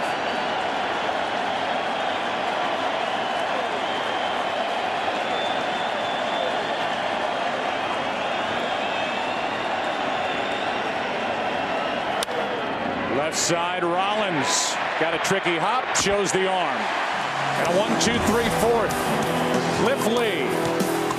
A look at City Hall here in Philadelphia with the hometown Phils up by 5. Aerial coverage tonight brought to you by DirecTV. To get theater quality picture and sound on every channel, call 1-800-DirecTV. 2, 3, and 4 hitters for Philadelphia up by 5. Playing behind their ace, Cliff Lee. Here's Victorino. And there's a ball from Robertson. Nice job by Robertson. Coming in with 2 on and nobody out in the 3rd inning. Made some good pitches, limited the damage. The line for A.J. Burnett, 2+ innings, 6 runs on 4 hits, 4 walks. Big difference from game number 2 and just 2 strikeouts, hit a batter, and allowed a home run. 2-0. 3-0 on Victorino. Seeing Victorino with that sore right hand, I hope this story does not appear to be self-serving, because it's not intended to be. But on May 2nd, 1970, my first year with the Phillies, I broke my right hand with Willie Mays hitting. In the same inning, 1 out later, Mike Ryan, the other catcher, broke his left hand. 2 broken hands, 1 out apart on May 2nd, 1970. And we heard the report from Ken Rosenthal, no break in that hand, at least the initial look, and a ground ball to the second baseman off the bat of Victorino, 1 out as Cano makes the play. And we go to another catcher with that shaking of the right hand by Victorino. Hear from Joe Girardi and talk to him about the difference between Burnett tonight and game 2. Well, he didn't have the command that he had the other night. His fastball command wasn't as good, and neither was his breaking ball. And you know what's going to happen with a club like this. If you make mistakes, they're usually going to hurt you. And we look at the other side. Cliff Lee had, I guess you could call it a rough first inning. He looks like he's settled in now. Yeah, I mean, we've had good at-bats. We just hit 3 balls hard in that inning, and if the good at-bats continue, you hope you can scratch some runs across and get back in the game. I think people could overlook the injury to Melky Cabrera, but it really changes the look of the bottom of your lineup. That's a big loss for you guys. It does change the dynamic, because he's a switch hitter, and we like having all the switch hitters in the lineup, and we're going to miss him, and Gardy's going to have to step up. We appreciate your time, Joe. Thanks. Thanks, guys. 45-year-old manager Joe Girardi, his 2nd year. Corner of the dugout for the Yankees. 0-1 pitch to Utley, skips in. Good job by Robertson to come back and get Victorino on a ground out to start the bottom of the 4th, and it's a 1-1 count on Utley. He's hit a 3-run homer, walked, stolen a base, and scored a run. So he scored twice and driven in 3.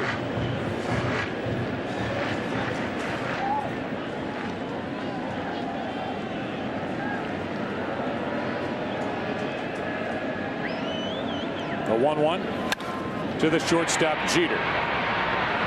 Gobbles it up, throws him out, 2 away. The World Series has gone through a stretch where for the first time in World Series history, World Series has lasted at most 5 games. Going back to the sweep by the Red Sox of the Cardinals in 2004, sweep by the White Sox of the Astros in 2005. Cardinals beat the Tigers in 06 and 5. Boston swept Colorado in 07. Last year it took 5 games, a lot of days, but just 5 games for Philadelphia to beat Tampa Bay.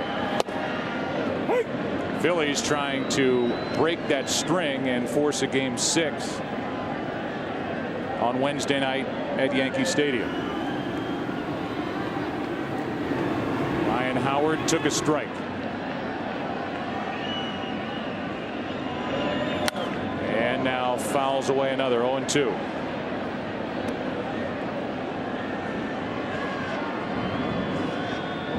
David Robertson, the pride of Tuscaloosa, Alabama. In fact, his dad is here tonight. He couldn't make the games at Yankee Stadium. He was too busy, as he is a poinsettia farmer. So this is a busy time of year for David's dad. Holiday season coming. 0-2 pitch, and upstairs, ball 1. Ryan Howard tonight has walked twice, scored a run.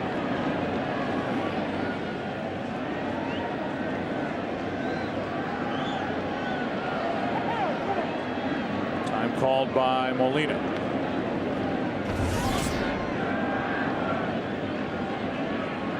Yankees up in this World Series 3-1. Philadelphia leads Game 5 6-1. And a double hit. That was an example of what you were talking about the last time Ryan Howard was up, even though he's walked twice. That getting out in front of the breaking ball that Charlie Manuel was talking about. You could see him commit with that front side and open up. Fouls the ball off to stay alive, but you can see everything's on the front foot, nothing's on the back foot.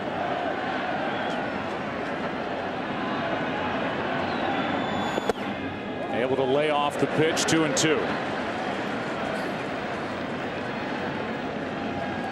Favorite player growing up, Vaisika Hema, who's now a television personality at an NBC affiliate here in Philadelphia. Kick and punt returner. Cardinals, Eagles. Here's a 2-2 and a strikeout for Ryan Howard. That is the 11th time he struck out in this series. A 1-2-3 fourth for Robertson. Now the 5th. 6-1 Philly. Back after this from your local Fox station. Cliff Lee has retired 10 of the last 11, and he will work to Jose Molina. And now Molina is being lifted for a pinch hitter, Jorge Posada, who's digging his way in. Then the Yankees will need a pinch hitter, and Eric Hinsky is in the on-deck circle. So Posada is used. Trying to get something jump-started with the offense is Joe Girardi.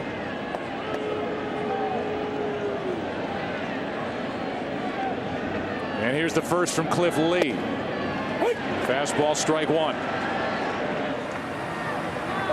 And Aceves is still getting loose.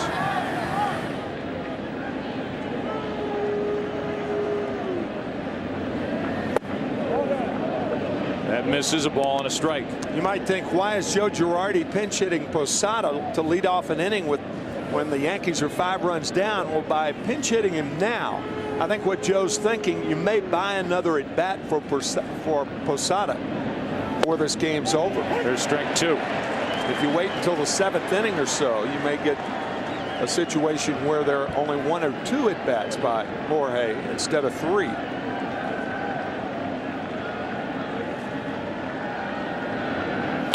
Ground ball to Utley. Couple of shuffle steps to his right.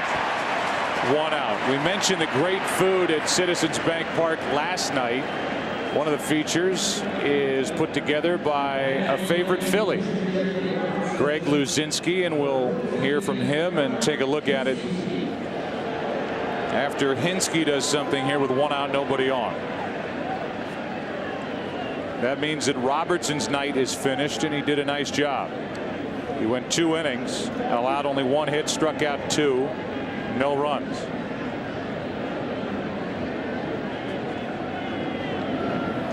And a ball down and away to Hinsky, who's at the plate for the first time this postseason. There's Bull's Barbecue, former teammate of yours, Greg Luzinski. 1-0 pitch is chopped to the right side, foul. The Bull could hit him as far as anybody. One of the great guys in Philadelphia Phillies history. Very, very popular.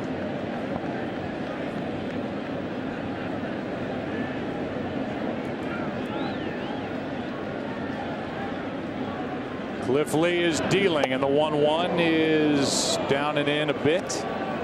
2-1. On deck is Jeter.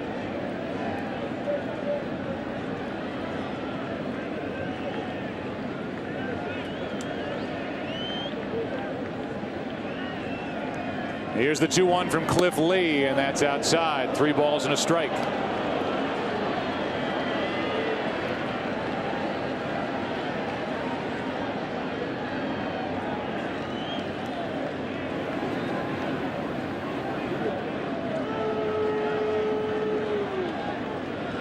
Behind on the count, Lee brings it, and it's ball 4. That is the 3rd walk of the night, handed out by Lee.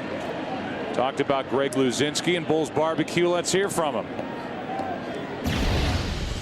Well, I don't know how they do it in New York, but this is how we do it in South Philly at Bulls Barbecue. We got the ribs here. We turn them. We cook them very slow. They're pre-cooked with a rub on them. As we go down here, we got chicken we do the same thing with. We finish it off with the sauce. We got the Bulldogs here that is full length, and people seem to enjoy it all. That's great. So now standing at a barbecue pit is Greg Luzinski. 1 on, 1 out for Derek Jeter as the Yankees trying to get something going, and there's a base hit. They may have just done that. Hinske goes first to third as Jeter gets a base hit to right, his 8th hit of this World Series. A walk and a single, and Johnny Damon's coming up. You might say, well, why is Ryan Howard holding the runner on when the Phillies have a 5-run lead? There are a lot of first basemen who prefer to play in front of the runner, holding runners on, even though their team may be up 4 or 5 runs in the mid-innings. And with that, Jeter is now hit safely in 31 of 37 career World Series games. Born for the big stage. And it's first and third, 1 out for Damon, who takes a strike. Jeter is hit in all 5 World Series games this year. Hinske drew a walk. Jeter a base hit. Yankees have to hope that's the start.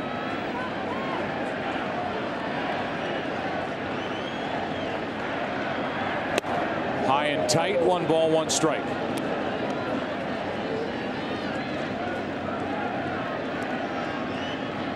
Damon has singled and scored and walked, so he's been on base twice. Came in 3 for 26 in his career against Cliff Lee. A 1-1. Shattered bat, and a grounder is a fair ball, and in to score is Hinske to make it 6-2. Very good base running by Eric Hinske. Delaying, and the minute Howard turned toward first base, Eric came home. Howard thought this ball was going to go foul, but it was very much a fair ball. And the minute he turned toward first base, Hinske came in. Watch him trickle into your screen, stopping. Now the minute he turns, Hinske scores. And really his initial look was down to second base. Yeah, right. That ball started foul, came back. Jeter had to get out of the way of the barrel of the bat. And it's an RBI for Johnny Damon and a 4-run game. Now a runner at second, Jeter, 2 out for Teixeira.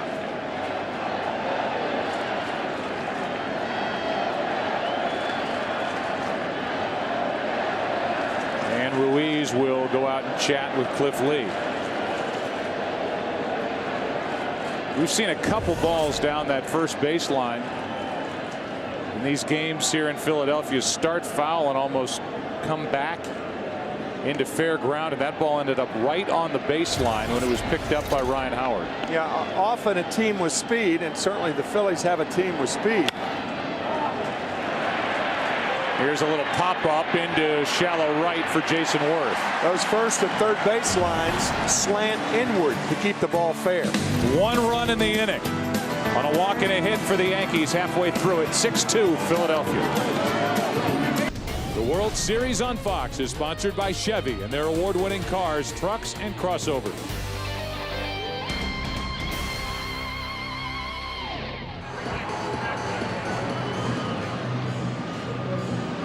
Game number 5 goes into the bottom of the 5th. Jorge Posada, who pinch hit, is in the game catching. No surprise. And the new pitcher is Alfredo Aceves,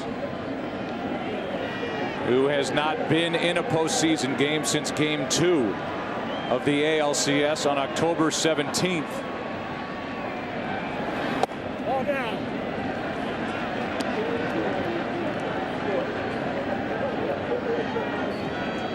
Actually made that appearance in Game 3, the 19th, 2 nights later, and that was the controversial move for Aceves. So it's been a while. He came on to relieve David Robertson in that game. Robertson had picked up the first 2 outs of the inning. Aceves came in and gave up a hit to Howie Kendrick and a game-ending RBI double to Jeff Mathis. He was the loser in that game and has not been seen since in a ball game this postseason for New York. But pressed into duty in the 5th, and dealing with Jason Worth with a 1-1 count.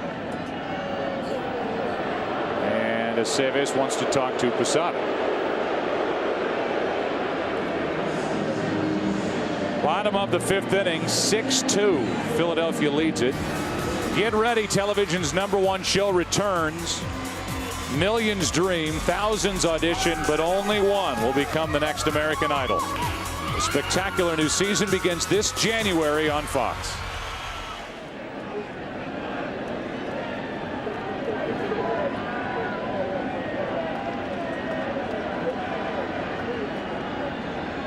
Jason Worth with an RBI single up the middle, his last time up, and now puts a charge into one into left center field at the wall. What a catch by Gardner, who's down on all 4s and can't get up. What a grab by Brett Gardner. And he hit that wall hard at full steam. The Yankees have already lost Cabrera. Gardner's first game back. What a play. Slamming that right shoulder into the fence. Brett Gardner was on the disabled list with a broken left thumb for 6 weeks. Not really knowing how close he is to the wall, makes the catch, slams into the padding. He got a visit from trainer and Joe Girardi. And Steve Donahue.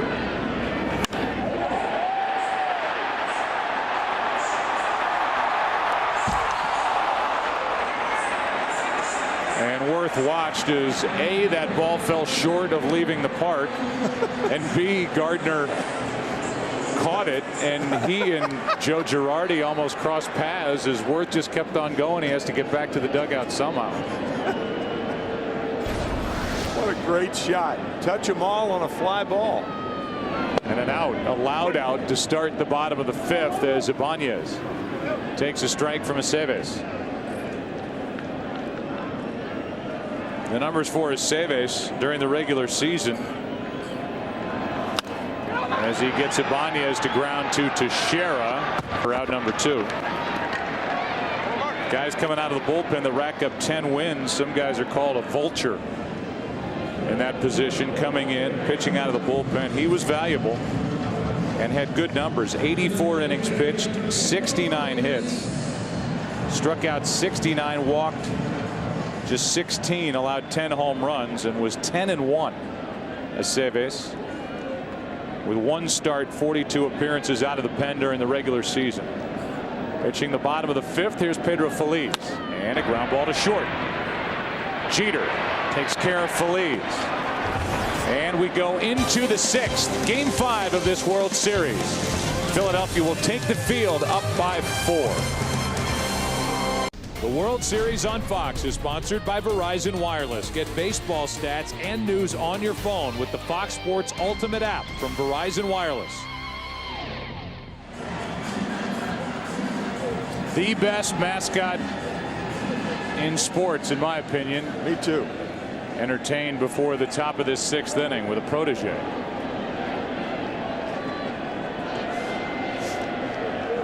And as we go to the 6th inning, it's a 6-2 Philadelphia lead. Trying to force a game 6 on Wednesday night. Alex Rodriguez first up.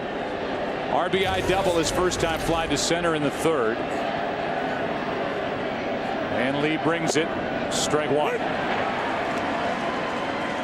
Cliff Lee in his career has never blown a 5-run lead. Right now it's a 4-run lead, but it was 5. He is 41-0 in his career when leading by 5 or more runs. 0-2.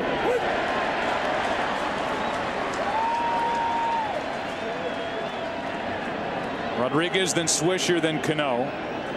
If anybody gets on, Brett Gardner.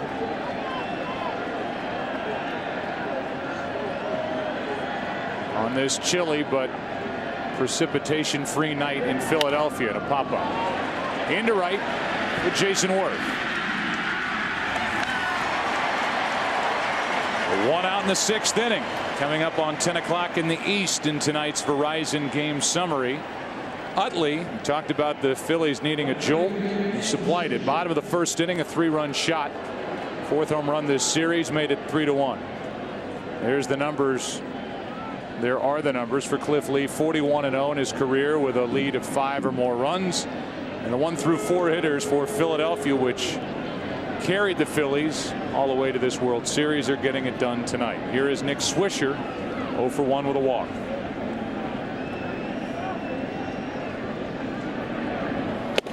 Lee fires a strike. Nick batting in the 5-hole behind Alex Rodriguez, and it's interesting to note that he homered for the Yankees in 7 different lineup positions. Shows you his flexibility. And the majority of his home runs have come on the road this year.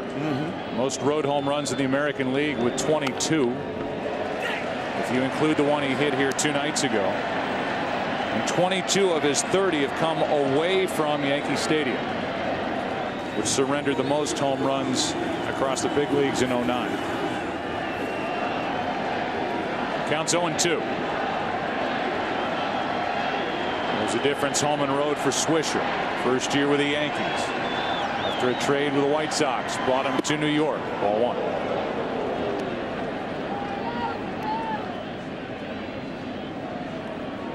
Not as dominant as game 1 for Cliff Lee, but certainly effective.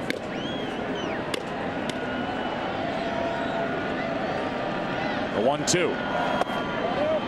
2-2.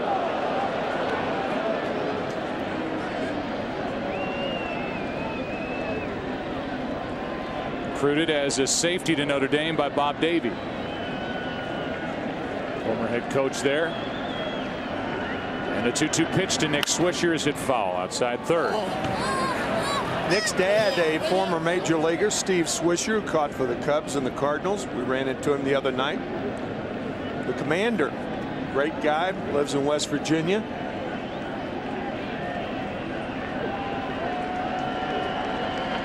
His son Nick waits for a 2-2 and hits it in the air to left center field.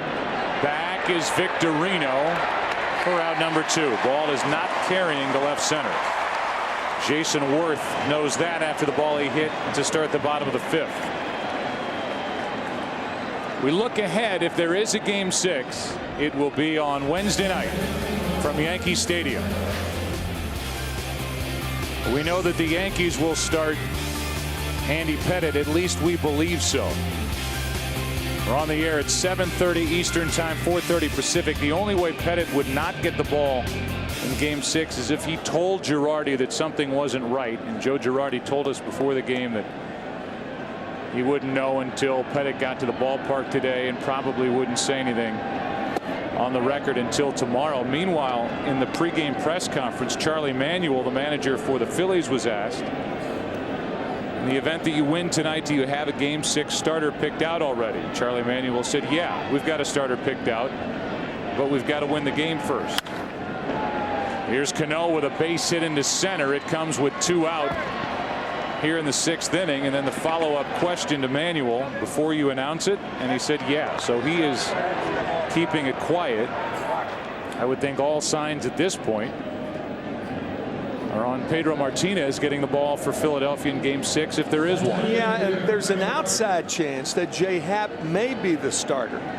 Or if Pedro does start that game, perhaps Happ will start Game 7 and backed up by Lee and everybody else. A 2-out hit by Cano, who's 1 for 3 tonight, 3 out of 18 in the series, and Brett Gardner now.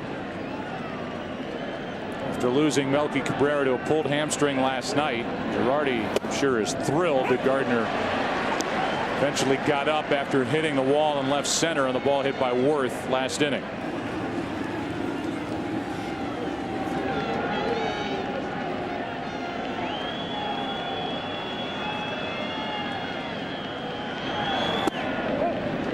One ball, one strike.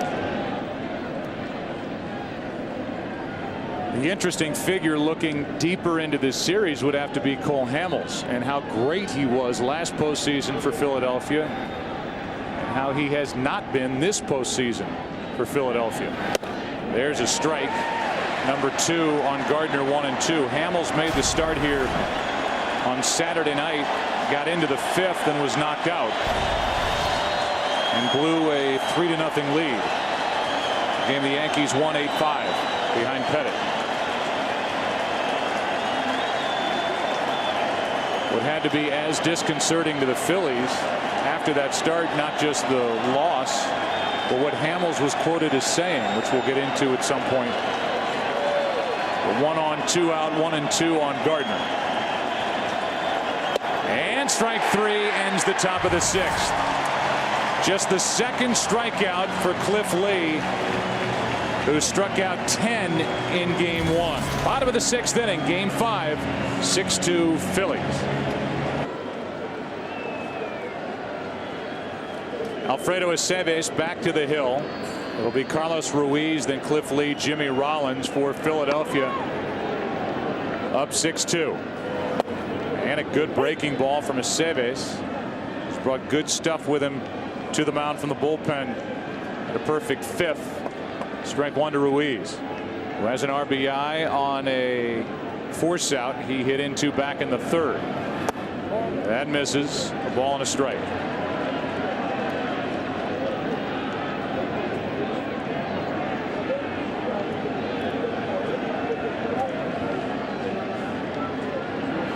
Line drive into right field, well hit. Swisher, a good jump, and the catch to his left. Here comes Cliff Lee. Cliff Lee, who has been dazzling so far this postseason for Philadelphia. The biggest pitching reason why the Phillies are here and playing in Game 5 of this World Series digs in. He's 1 for 2. Kind of teased you and led you into what Cole Hamels said after that loss here in Game 3. We'll bring in Ken Rosenthal here in the bottom of the 6th as Lee fouls away strike 1. The quote, I think, caught Charlie Manuel by surprise when he basically said, and I'm paraphrasing, I can't wait for it to be over. Right, Ken? Yes, that is exactly what he said, Joe. Cole Hamels said, I can't wait for the season to end. It's been mentally draining. So that raises the question, how mentally prepared would he be to pitch a Game 7 when he's thinking along those lines? Now, maybe he was speaking out of frustration, but they're going to have to check in with him, obviously, if they get to that point. He would be in line for the baseball in Game 7 if this series got there. Cliff Lee strikes out. 5 straight retired by Aceves, and Lee gets a nice hand going back to the dugout. We asked Charlie about those comments the other day, and Charlie said, you know, I don't know what he meant by those words, and I'll have to talk to him to find out. And we haven't talked to him about that since. Well, we will. But we will. If we get the chance, if this series moves back to New York. Here's Jimmy Rollins, 2 out, nobody on. Rollins singled and scored in the 1st, and that single got it going for Philadelphia, down 1-0. A big shot by Utley, a 3-run home run. Make it 3-1 after 1 inning, and 3 runs in the 3rd. Chasing A.J. Burnett. Yankees got a run in the 5th, and it's 6-2. First pitch of ball to Rollins.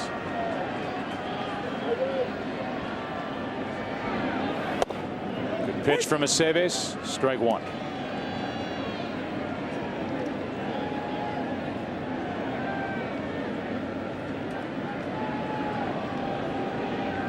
Bottom of the 6th, the Yankees in the 7th will have Posada, then a pinch hitter.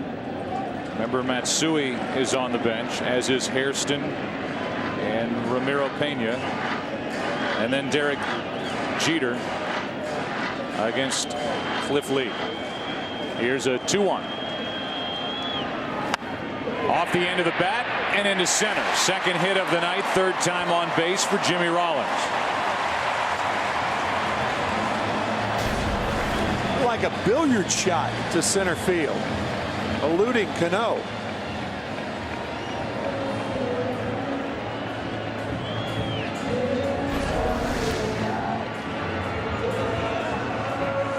So this is a spot where Jimmy Rollins will try and run if he gets a jump and test Jorge Posada,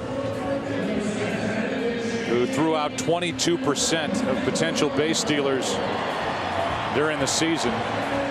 Rollins stole 31 and is 2 for 2 this World Series. Here comes Dave Island to talk to Aceves. Phil Koch gets loose. So the visit and the lefty getting loose with Chase Utley on deck in case this inning gets past Victorino and Utley steps in.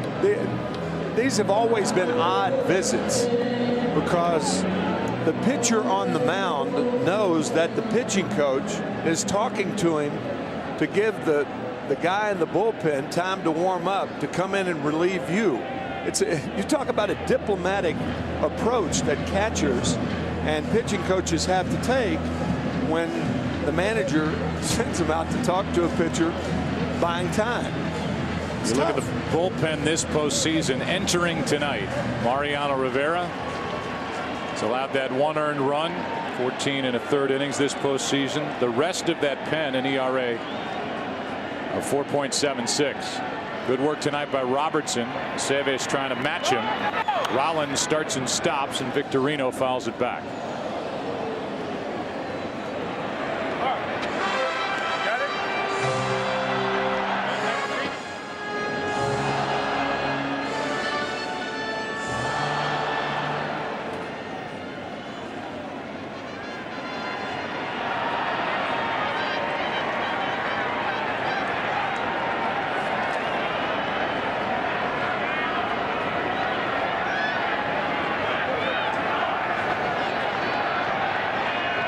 Victorino hit by a pitch. He scored a run. He's popped up, grounded out, takes a pitch in the dirt. Down to second goes Jimmy Rollins. Again, Rollins had made a break and then stopped. And he's down to second on what will be called a wild pitch. Ball kind of crawling up the mitt, the chest protector and the mask of Posada as Rollins goes to second base on the wild pitch. 1-1 on Victorino, trying to give the Phillies their 5-run lead back. Off the end of the bat, Jeter charges, gets a big hop, and just got him at first. Inning over. Into the 7th, game 5. As they make some cheesesteaks here in Philadelphia, with the Phillies leading 6-2. Back after this from your local Fox station.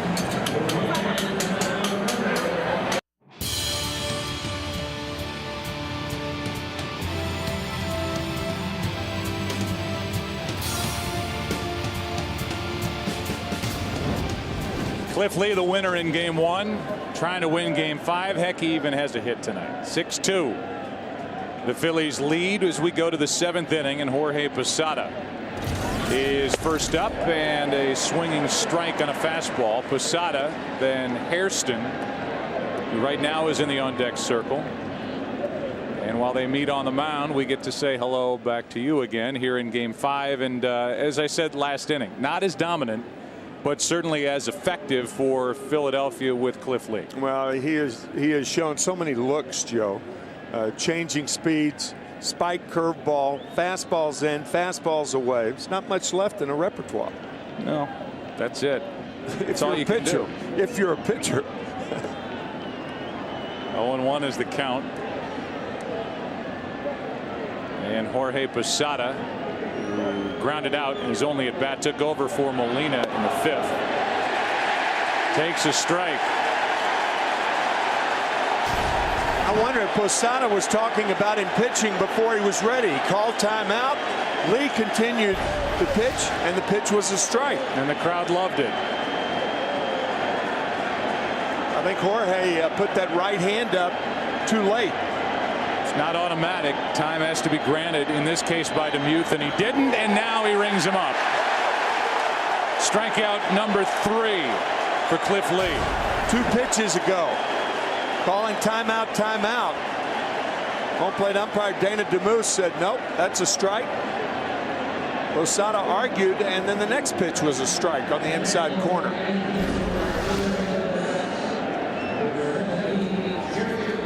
And with 1 out, nobody on, here is Jerry Hairston Jr.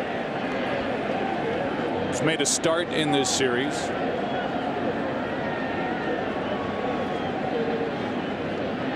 So far 1 for 5 this postseason. That one was a big hit, though. Came in his first postseason at bat. Hairston almost hopped out of there and tried to call timeout, and now he says something to the home plate umpire. He stayed in. He was watching from the on-deck circle, took a ball. Well, our first point of the scouting report is about how Cliff Lee works lightning fast. And Posada and Hairston have seen that here in the 7th. That's high ball 2-2-0. The hit for Hairston came in the 13th inning of Game 2 of the ALCS against the Angels, and he scored the winning run.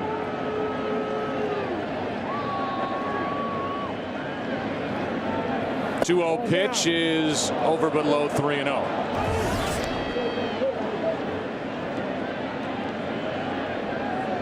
Jeter will follow. The Yankees are left with 2 position players on their bench. There's a strike. Hideki Matsui will be back in that lineup if there is a Game 6 at Yankee Stadium, and Ramiro Pena was just activated. And the Yankees took Melky Cabrera and his bad hamstring off the active list. Here's a 3-1 to Jerry Hairston. He's swinging and he pops it up into shallow left center for Victorino. 2 out.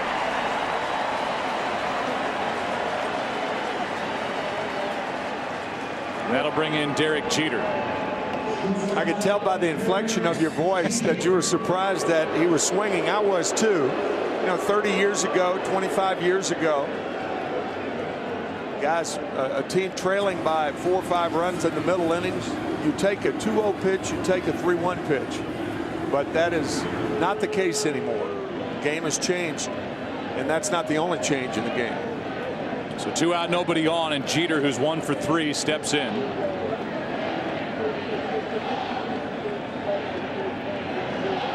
And a strike. Mariano Rivera is in the dugout at this point. As opposed to out in the bullpen as Phil Koch continues to get loose.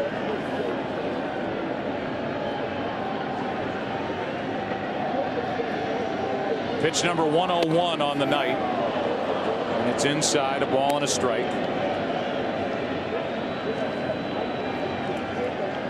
Cliff Lee in that Game 1 start. 9 innings, 1 run, was unearned, 6 hits, 10 strikeouts, no walks through 122 pitches. Here's number 102 tonight. Strike 2.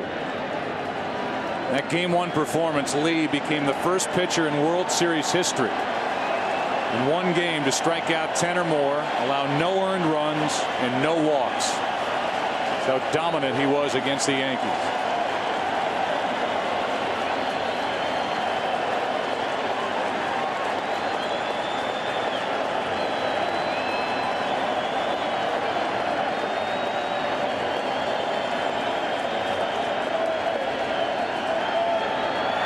Shattered bat, dangerous as it heads into the seats. Hopefully everybody's okay, and a pop-up ends the inning.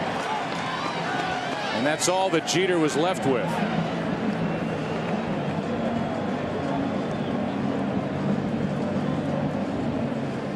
And some of the flavor of Citizens Bank Park here in Game 5. Get your hot chocolate candy here. The World Series is sponsored by Warner Brothers Pictures' Ninja Assassin in theaters everywhere Wednesday, November 25th. By McDonald's. And by Chevy and their award-winning cars, trucks, and crossovers. We go back in time to 1950. The Phillies were National League champions in the Fall Classic, taking on the Yankees, who were in the midst of an incredible run. They were the American League champions, and we take you to Game 2 at Shibe Park. And it was Joe DiMaggio's 10th inning home run off Robin Roberts, the difference in that game. It was a 4-game sweep in Game 4 at Yankee Stadium. Yogi Berra homered off Jim Constante, the palm baller.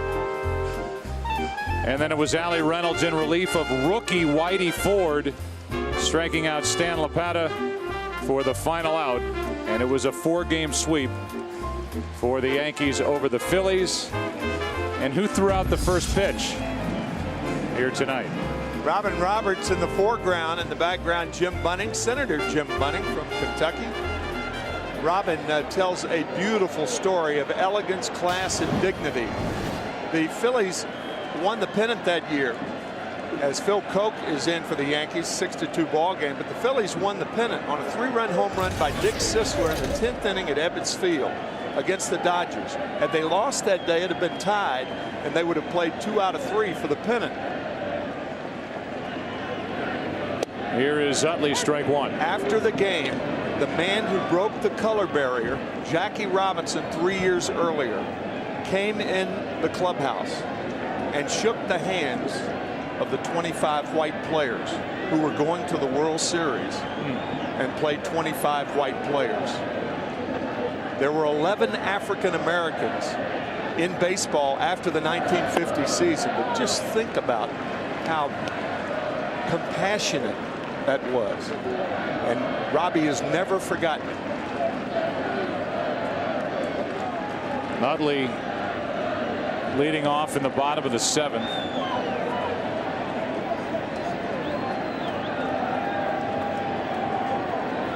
Howard will follow, and then Jason Worth against Phil Koch. Ball 2. Talked about that run for the Yankees. That was World Championship number 2 of 5 straight between 1949 and 1953. The Phillies, who were swept in that series, would not get to the World Series again until 1980, when they won their first World Championship over Kansas City. They won it last year, trying to repeat here in 2009. Here's a 2-1 to Utley. 2-2.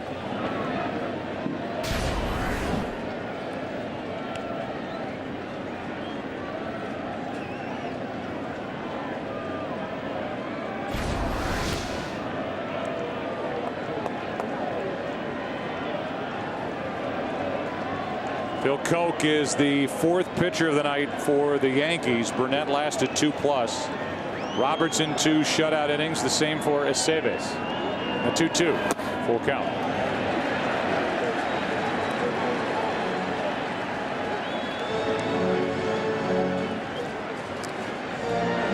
I don't think it's arguable that Rich Ashburn, the most popular sports figure in this city's history, part of that Whiz Kids team, and then the beloved, one of the beloved voices covering this Phillies organization. From 1963 to 1997. 3-2 is hammered foul.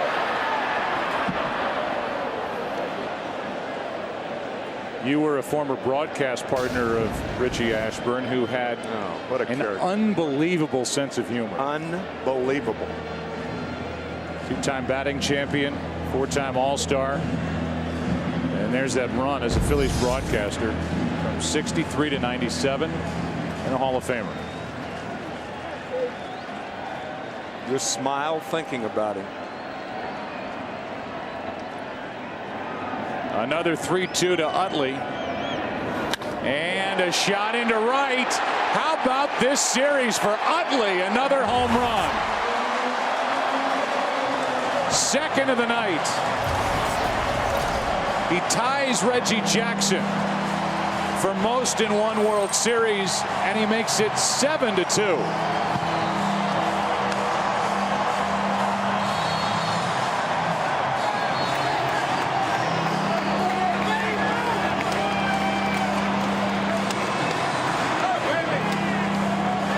When you stand on top of the plate, you like the ball inside because you have to have quick enough hands to like it inside.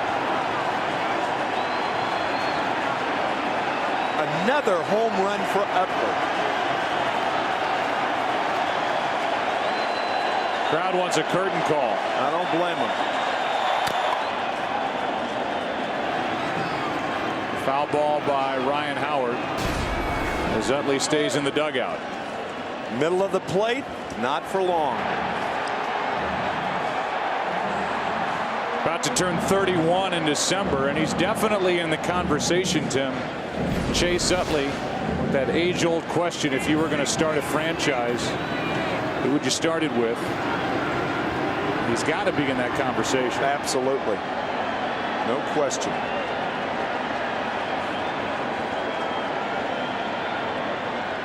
The 0-1. Good swing by Howard. One of the better cuts he's taken in this World Series. It's 0-2.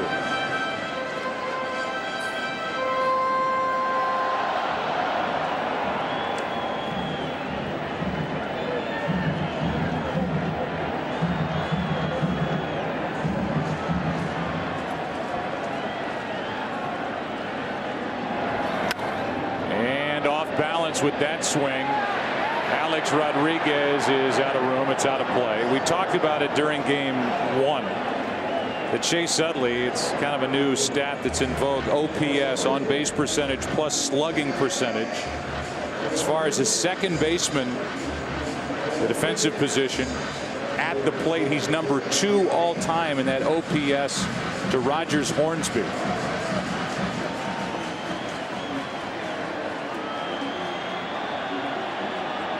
Fastball up. An 0-2 pitch. And it's up and out of the strike zone, ball 1.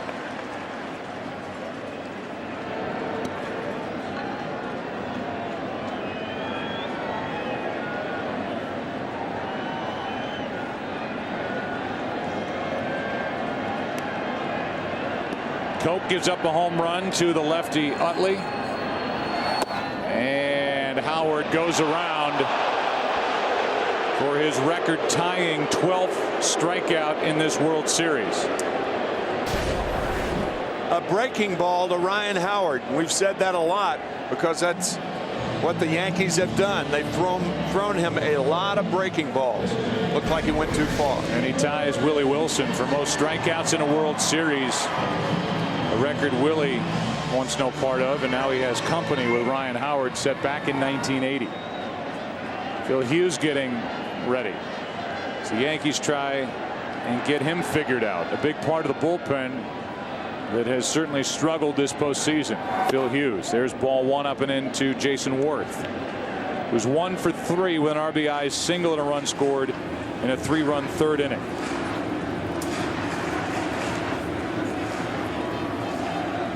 So back-to-back batters. One guy ties Reggie Jackson, Mr. October, for most home runs in a World Series. The guy behind him, Ryan Howard, ties Willie Wilson for most strikeouts in a World Series. Utley's doing his part to make sure that game to play. It's kind of the story of 2 swings. Utley's, then Howard's. 2-0 the count on Jason Worth. who's popped 7 home runs this postseason, and he flies one into center for Gardner. 2 out.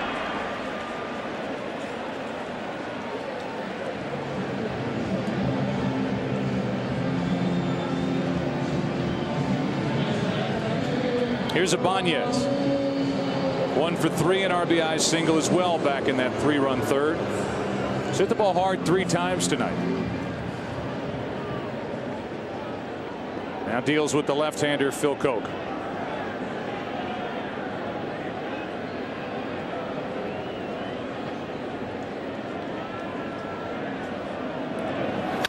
There's another good swing, but a foul back.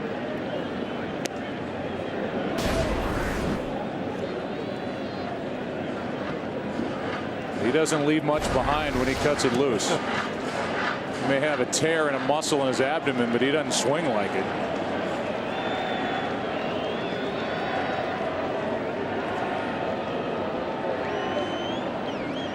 Here's the 0-1 pitch.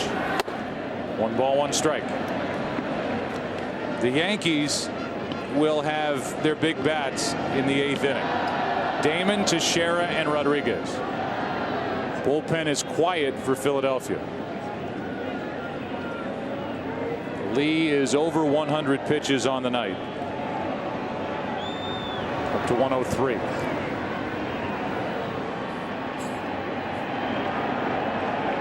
Here's the 1-1. Straightens up Ibanez. Ball 2.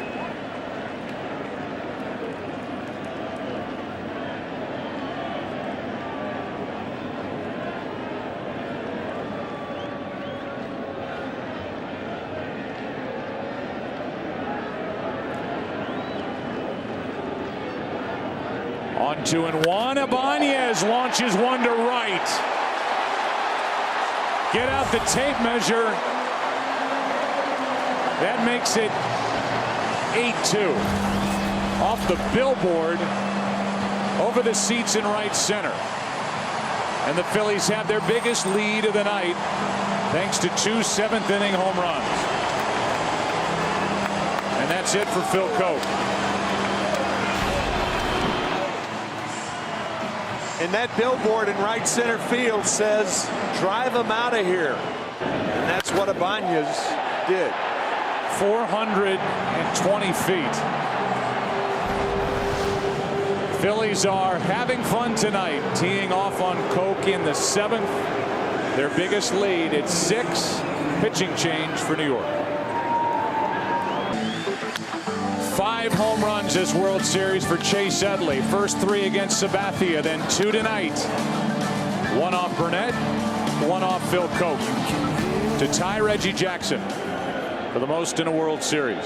8-2 as Ibanez followed with a shot off Phil Koch, and now Phil Hughes, who's trying to get his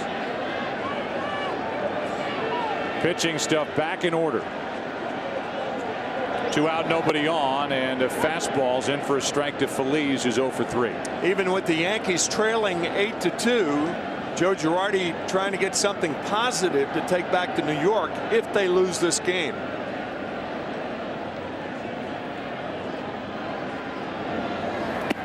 Breaking ball fools Phillies, and the count 0-2. The pitcher spot has been cleared,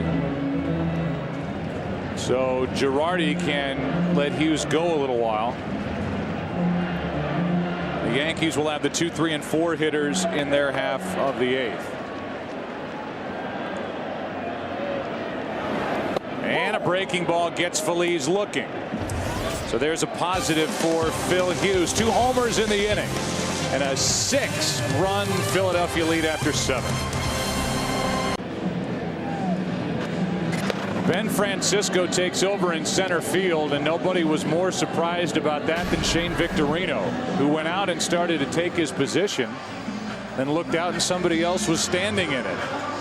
Ben Francisco, and then Shane Victorino came back and said, "What's the deal?" I think Shane was talking when he pointed twice like that. He was saying, do I go back out there and Ben go to left and Ibanez come out of the game? And Charlie Manuel said, nope. I think they're giving him a rest because of his hand. It's a 6-run ball game. and not a bad idea. So Victorino replaced by Ben Francisco, and we're in the top of the 8th inning. 8-2 Philadelphia. Johnny Damon first up, and a fly ball down the left field line, slicing foul. Strike 2 from Cliff Lee. There is action now for the Phillies in their pen with Chan-Ho Park and Scott Air.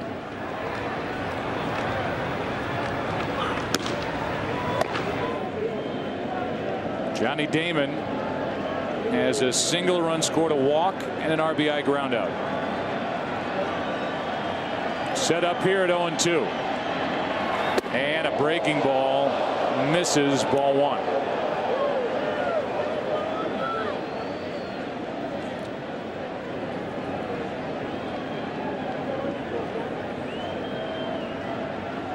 Teixeira next, top of the 8th. 1-2 pitch. Reaching for it, checks on Rollins, and he can't get a grip on the ball.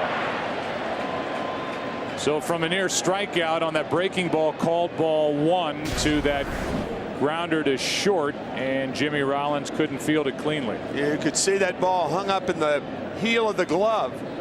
Rollins with only 6 errors on the year. I think it's going to be a base hit, and it is. Should have been. Brings in Teixeira. Weekdays make lunchtime your new prime time as FoxSports.com brings you lunch with benefits. Log on to check out new episodes of original sports shows delivered to your desktop every Monday through Friday at 1 Eastern. Tomorrow, don't miss Coach Speak with Brian Billick as the Super Bowl winning head coach talks strategy with current NFL coaches only at FoxSports.com on MSN. 1 on, nobody out for Teixeira. And a strike from Cliff Lee. That's as good as his velocity's been all night, 91 miles per hour from the left-hander. Lee's 0 for 3 and now 1 for 17 in this World Series.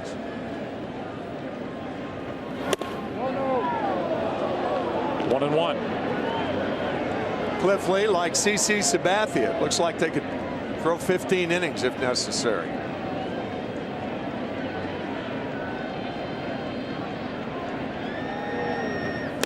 Pitch number 110 is swung on and missed by Teixeira, strike 2.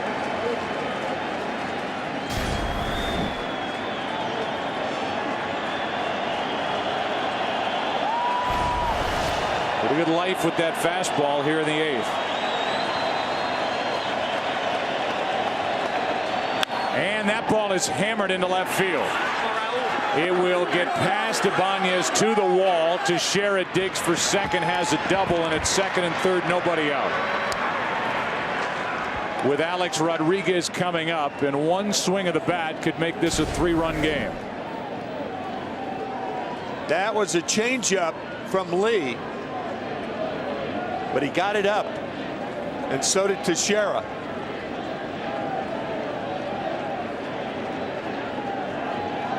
Rich Doobie, the pitching coach, jogs out to talk to Cliff Lee.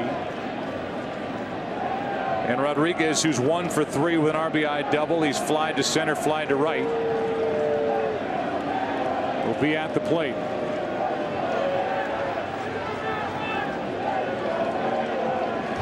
Of all the baseball questions that have to be answered, how do you feel? May be the most prevalent. Have to get our guys at StatSync to look that up. How many times that question has been asked? And how often is the answer, I'm fine. I'm fine. Damon with an infield hit. A double by Teixeira. Here's Rodriguez, who could tighten this one with 1 swing. 6 home runs this postseason for Rodriguez, and he shoots one in the air to left, into the alley and off the glove of Ibanez. 1 run scores Damon. Here comes Teixeira, and it's a 2-run double for Alex Rodriguez, and just like that, it's 8-4 here in the 8th. And Joe, that's what Shane Victorino was talking about when he pointed, do you want Francisco in left field, because both are better outfielders than Raul Ibanez. Ibanez going to his left, the ball right off the webbing. Actually off the thumb of the glove. That ball could have been caught. But that was Victorino's point. You want me in center and Francisco in left because we're better fly chasers, and that's a fact.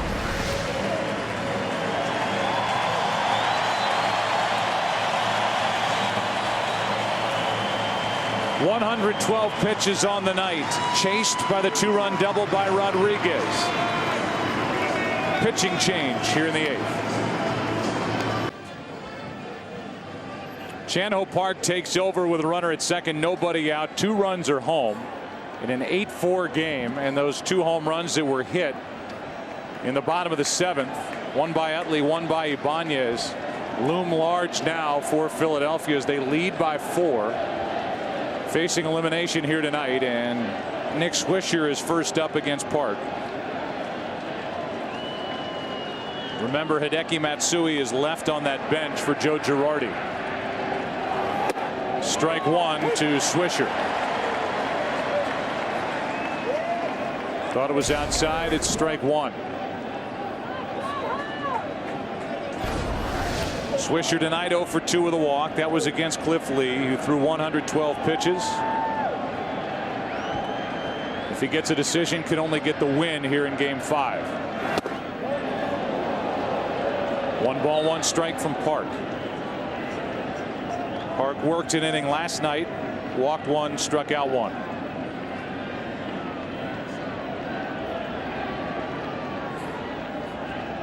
Did not face the batters last night. He will deal with here tonight. Worked his inning predominantly against the top of the lineup for the Yankees. Here's the 1-1. Park took something off, strike 2. Rich Doobie, the pitching coach of the Phillies, really believes in the changeup, and a lot of Phillies pitchers throw that. Cliff Lee does. Ryan Madsen, Chad Durbin. He does not, however, believe in the split finger fastball. He thinks the changeup is superior.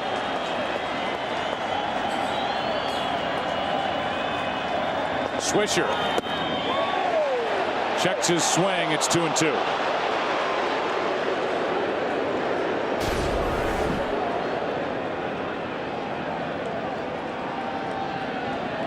Awful close, no swing, said Jeff Nelson, the third base umpire.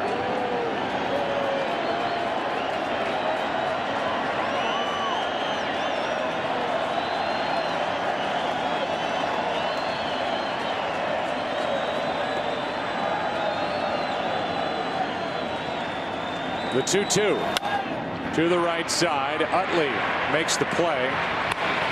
Over to third goes Rodriguez, 1 out in the inning. We showed you some of the tape. Here's the rest of it before the start of this 8th inning when the Phillies made the change. Charlie Manuel taking Shane Victorino out of the lineup, out of the outfield, inserting Ben Francisco. And let's take a look and listen.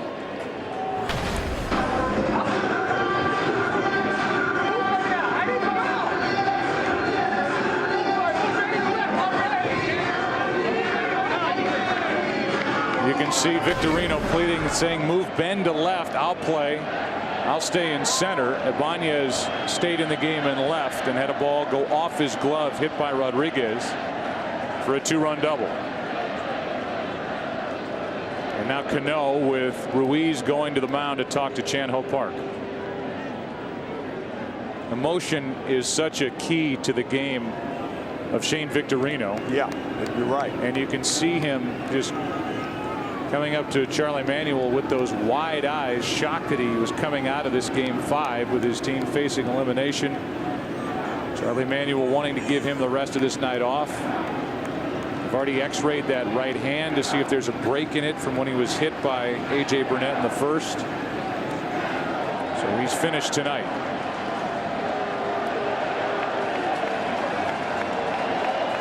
Cano, a base hit his last time up. First pitch. Good pitch, down and in, strike 1.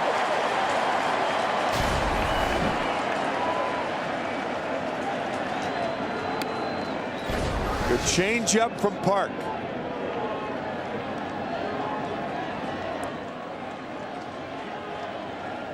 Cano hit 25 home runs during the regular season, has not gone deep this postseason. That inviting right field here at Citizens Bank Park. Like there's one in his home park in the Bronx. He pops it up. Shallow center for Francisco. Rodriguez will tag and come to the plate and score. Rodriguez watching it the entire way, and the throw by Ben Francisco was late, and it's an 8-5 game. It is interesting to notice the third baseman, when anybody is tagging up at third base, what they try to do is line themselves up between the guy tagging and the center fielder, so they can't really see it. You can see Phillies standing next to Rodriguez in line with the center fielder and trying to block his view and upset his timing unsuccessfully. And Rodriguez, Tim, really came down the line and was judging how good that throw was to see if he carried on to the plate. Very smart base running by A-Rod. And not a very good throw by Francisco. And it's a 3-run game here in the top of the 8th. 2 out, nobody on. So, you know, in World Series history for the Yankees, largest deficit overcome to win a game, 6 runs. 96 World Series Game 4. This was a 6-run lead. Now it's a 3-run lead. That top of the 6th inning, Derek Jeter led off that inning, and the Yankees scored 3 runs because Joe Torre said, let's cut it in half, and that's what the Yankees did. The rest of this game is not without drama in what's a 3-run game right now. Gardner's up. Gardner makes an out. You're looking at a 9th inning with Posada, a hitter like Matsui who could come off the bench, and Jeter. And if anybody gets on, Damon. Then Teixeira, the big bats factor in with some sort of a rally for New York as we play here now in the 8th. And if the Phillies don't score in the bottom of the 8th, do you look for Brad Lidge again?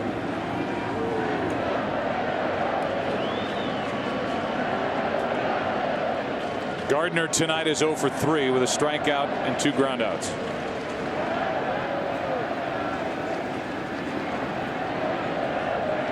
Yankees score 5 runs off Cliff Lee in 7+ innings on 7 hits. If you're just joining us, Utley with 2 home runs, 5 in this series, ties a record held by Reggie Jackson. Alex Rodriguez has 18 RBIs this postseason. 3 tonight. That's a Yankees single postseason record with these extra tiers of playoffs. And then the numbers for Cliff Lee, who can only be the winner tonight, as Chad Godin, the right-hander, and Brian Bruni, the right-hander, get loose. Here's a pop-up. Out behind second for Rollins. Good work by Chan Ho Park, bottom of the 8th. Phillies bat now leading by 3.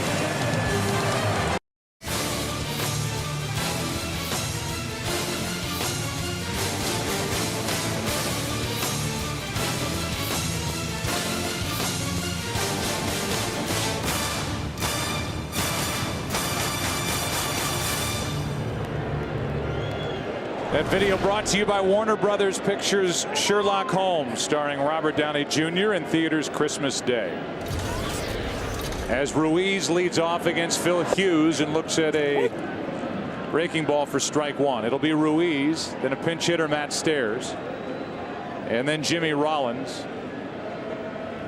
And the Phillies will have to go deeper into their bullpen for the end of this one. Park did a nice job, 1 perfect inning. Lee 7+ innings, 5 runs on 7 hits, but in line for the win. 8-5, bottom of the 8th. Now Rivera has changed his location from the dugout to the bullpen. In the 0-2. Breaking ball grounded up the middle. Ruiz has another World Series hit. His 10th. over the last 2 years. Now 10 out of 32. And the leadoff man is on, and Stairs will indeed bat with nobody out.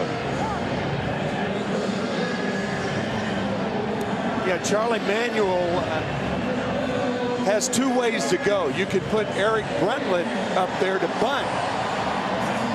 Bunt Ruiz to second base, play for 1 run. But Charlie's thinking, Charlie is a hitter at heart, period. He wants to see Matt Stairs do what Matt Stairs tries to do every pitch, hit it off the end of the world. So far, Stairs is 1 for 6 in this World Series. Got to start as a DH in game 2. Had a base hit for an RBI. His only base hit this postseason.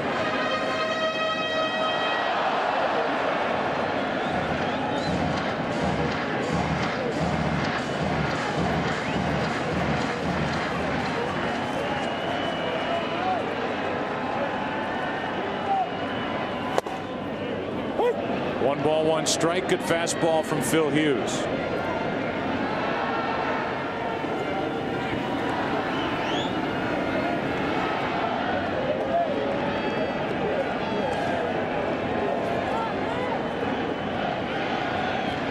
Check on the runner at first, Ruiz.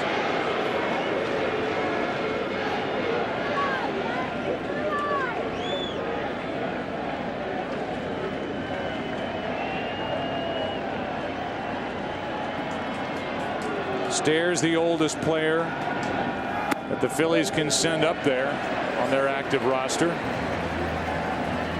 Oldest player in this World Series, up on the count here, 2-1. Matt Stairs plays in 2 hockey leagues in Bangor, Maine. Called his buddies about a week ago and said, keep the ice cold, guys. I'll be up in a couple of weeks.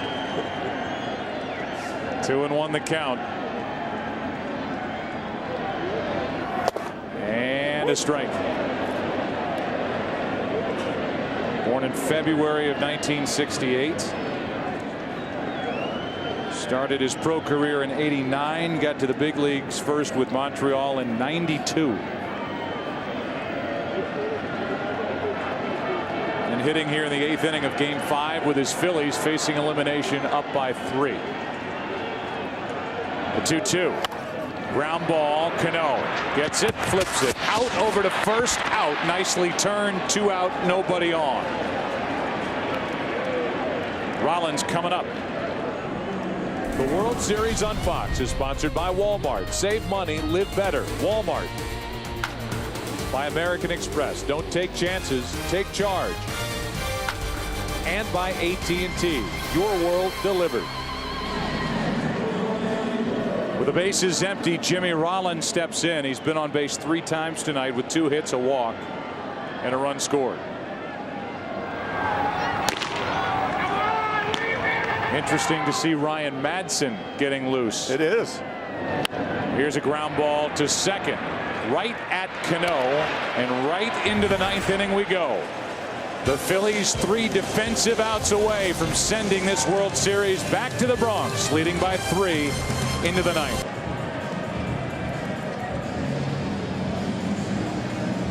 Game number 5 goes into the 9th inning, and it's an 8-5 Philadelphia lead. Aerial coverage brought to you by DirecTV. To get the most channels in HD, call 1-800-DirecTV. Ryan Madsen takes over.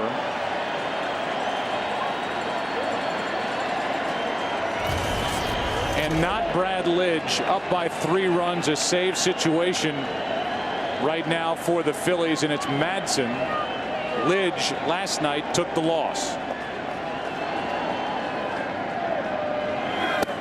And Madsen fires strike 1 to Posada with Matsui on deck and then Jeter. My opinion on this, I don't know whether this is true or not, but I think Ryan Madsen is less inclined to walk himself into trouble than Lidge is. And that's why he's in the game and not Brad. That drives Posada off the plate.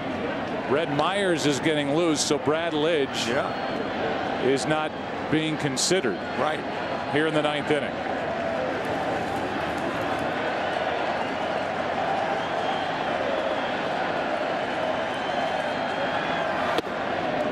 That's ball 2, 2-1. World Series fact that no team has ever come back to win after trailing by 3 or more runs in the 9th inning. The history of the World Series. 2-1 pitch is inside. 3-1.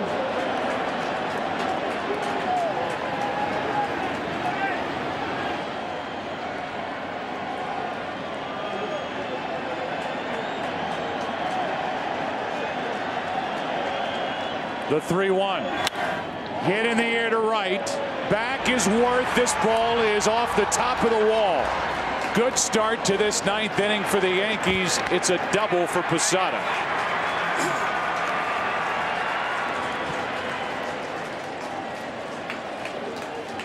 The one downside of that not issuing a walk is that on a 3-1 pitch, Ryan Madson properly throwing a fastball for a strike and making Posada hit to get on, and Jorge does. We went through the numbers last night, but Brad Lidge, who was perfect last year while the Phillies won the World Series over Tampa Bay, 48 for 48 all told, during the regular season had an ERA of 7.21. Lidge, worst among closers, and blew 11 saves. And he's standing in the bullpen watching Madsen deal with Hideki Matsui. The Yankees need one more base runner to have a chance. Ball 1 high.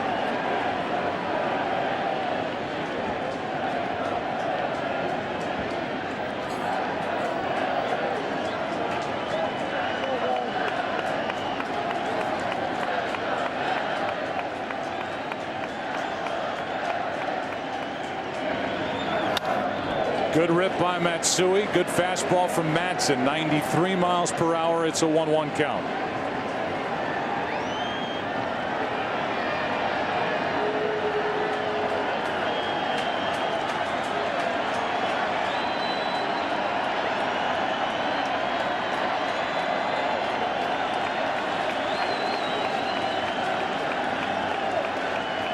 Here's a 1-1. Ball 2.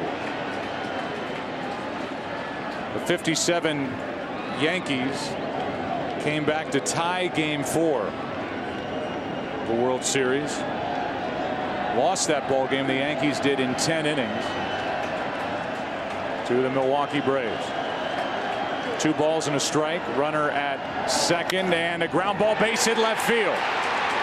Going to third is Posada, and now the tying run will come to the plate for the Yankees in the 9th inning, and the Yankees are back to the top of their lineup with Derek Jeter. I think what Joe Girardi could do now is pinch run Ramiro Pena, even though Matsui is not the tying run, but on a forced play at second base, it might be worth it here.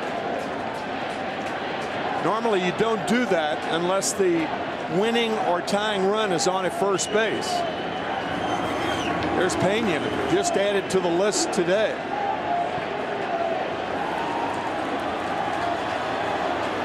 And here comes Rich Doobie to talk about it.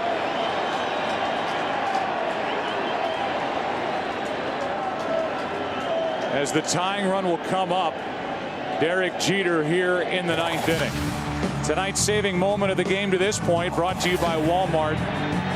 Save money, live better. Walmart needing a jump start in the first inning tonight. Chase Utley with a 3-run home run against A.J. Burnett, but that is a distant memory right now because the Phillies look into Derek Jeter, who is about to dig his way into the batter's box, representing the tying run against Ryan Madsen, and now there's more action for the Phillies in their bullpen, as Lidge does get up with the lefty Scott Air. It's Jeter now. It's Damon on deck and Teixeira looming.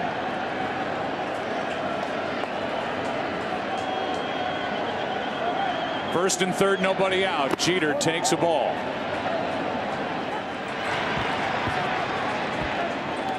I am surprised that Ryan Howard is holding Matsui on. I think if you play back in the position, give yourself a better chance to field the ball by Derek Jeter. The odds are a lot better, and I don't think Matsui's going anywhere. Jeter hits a lot of balls to right field. In fact, he's done that tonight in the 5th inning. Single to right past the outstretched glove of Howard. That's wide. It's 2-0. This Philadelphia team led by 6, 8-2. Got 3 runs home in the 8th, and have first and third, nobody out here in the 9th. Here's a 2-0. 2-1 on a 92-mile-an-hour fastball from Madsen.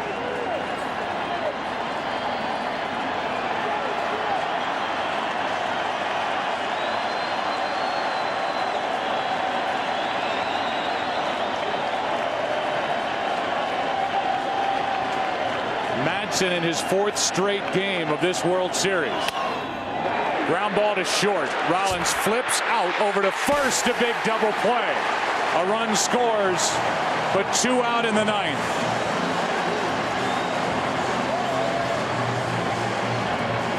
No RBI for Jeter, who bounces into a 6-4-3 double play. Well turned by Rollins and Utley. And the Phillies love that trade. 2 outs for 1 run here in the 9th inning. They'll take it in a second. Now Ruiz out to talk with the left-handed hitting Damon, who got it started in the 9th inning last night for New York with a base hit. Stole 2 bases, scored the winning run on a double by Alex Rodriguez.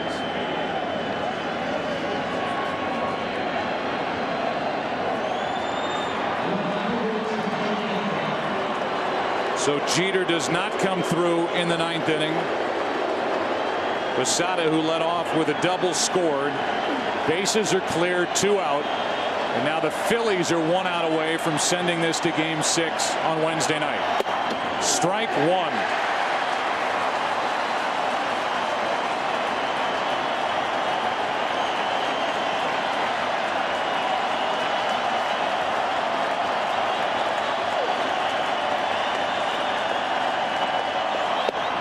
Strike 2.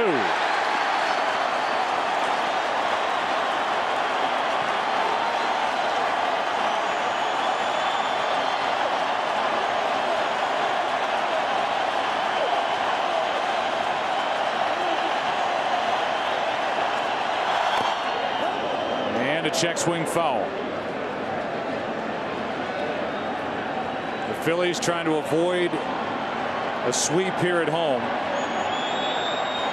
Came into Game 3 having won 11 of 12 here in their home park over the last 2 postseasons.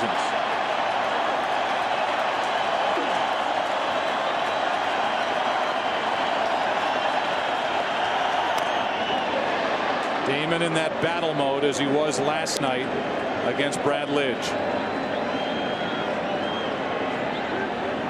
And now time called out in right field as Jason Worth is motioning in toward home plate. That something in the background is bothering Worth as he looks into home plate. 0-2 the count on Damon.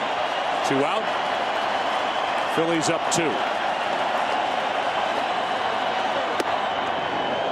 Ball 1.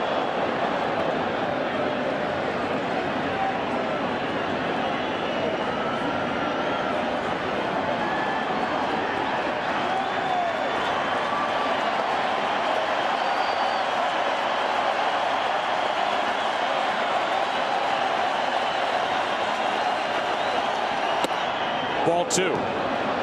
Damon proving once again that it's a lot easier to get 2 strikes than the 3rd strike. And trying to get on for Teixeira, who led the American League in home runs during the regular season with 39.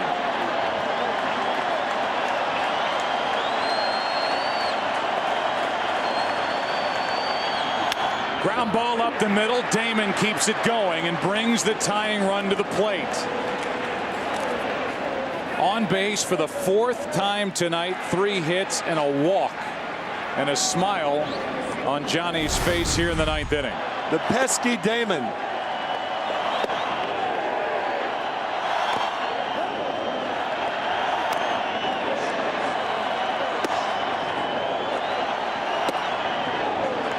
And a hit.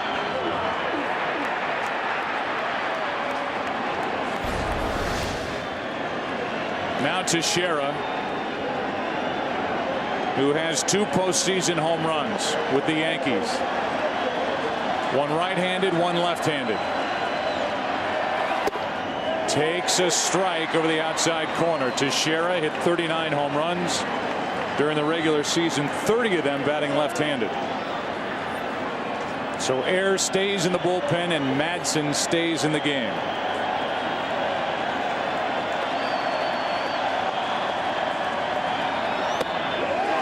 The changeup for strike 2 as Damon takes second.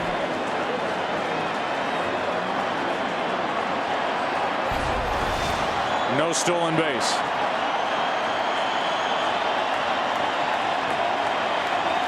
Again, the Phillies 1 strike away.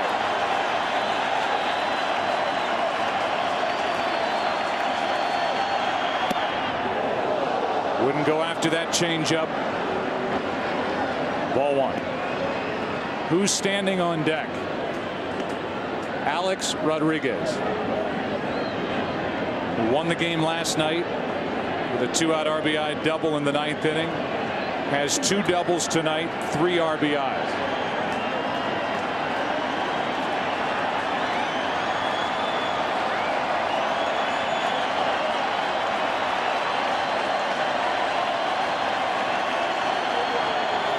Back to the Bronx.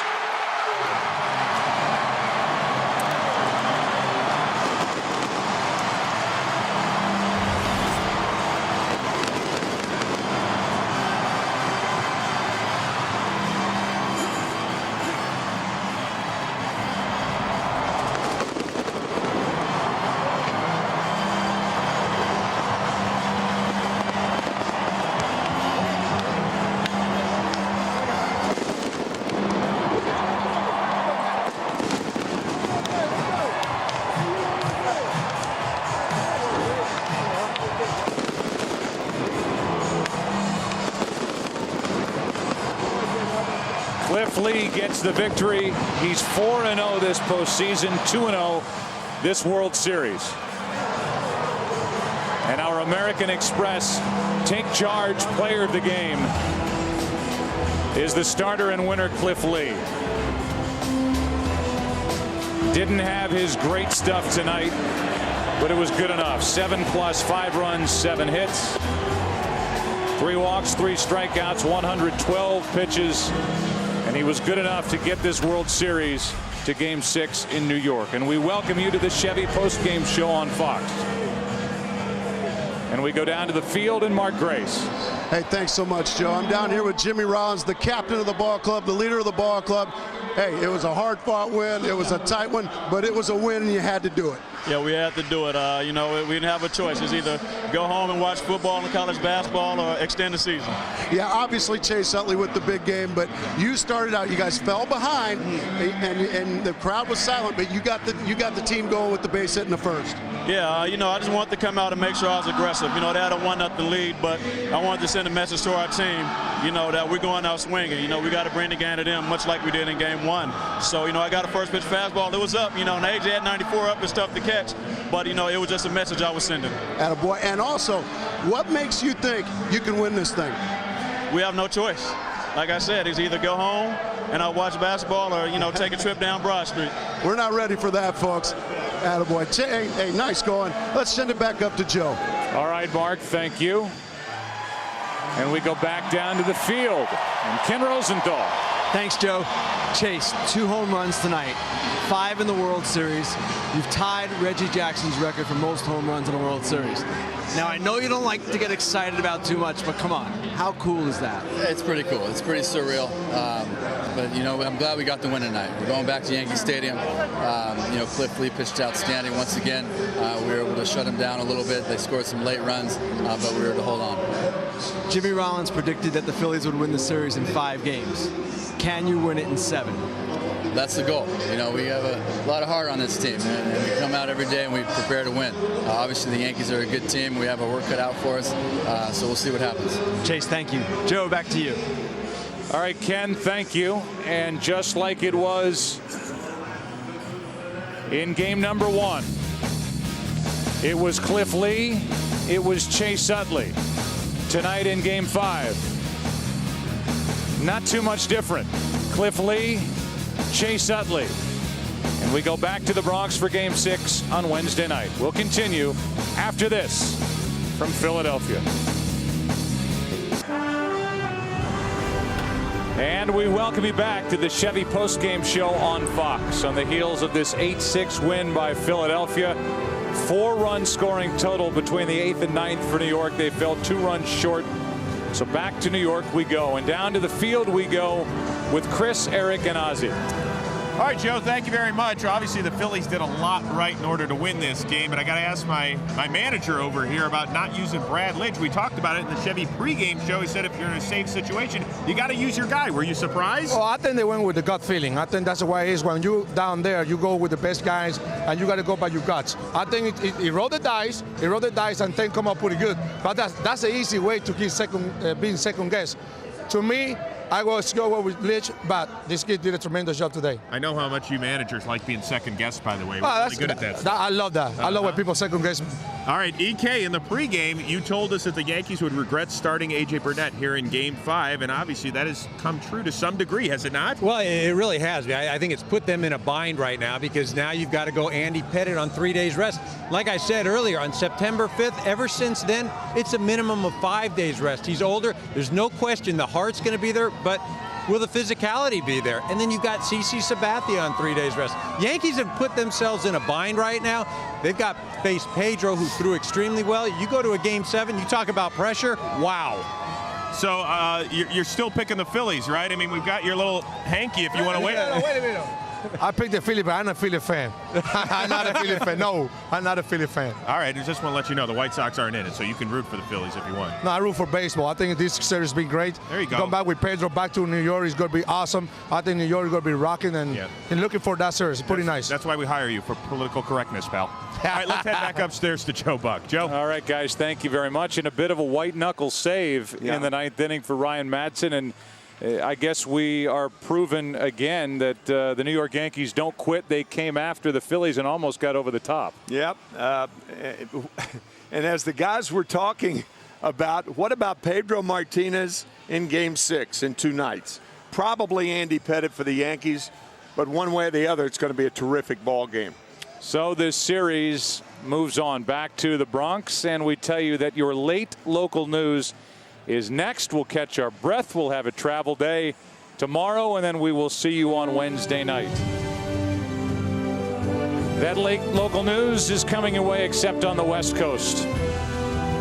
And then on Wednesday night from Yankee Stadium in the Bronx, it's Game 6 of this 2009 World Series. Our coverage begins at 7:30 Eastern, 4:30 Pacific. Promotional consideration paid for by the following.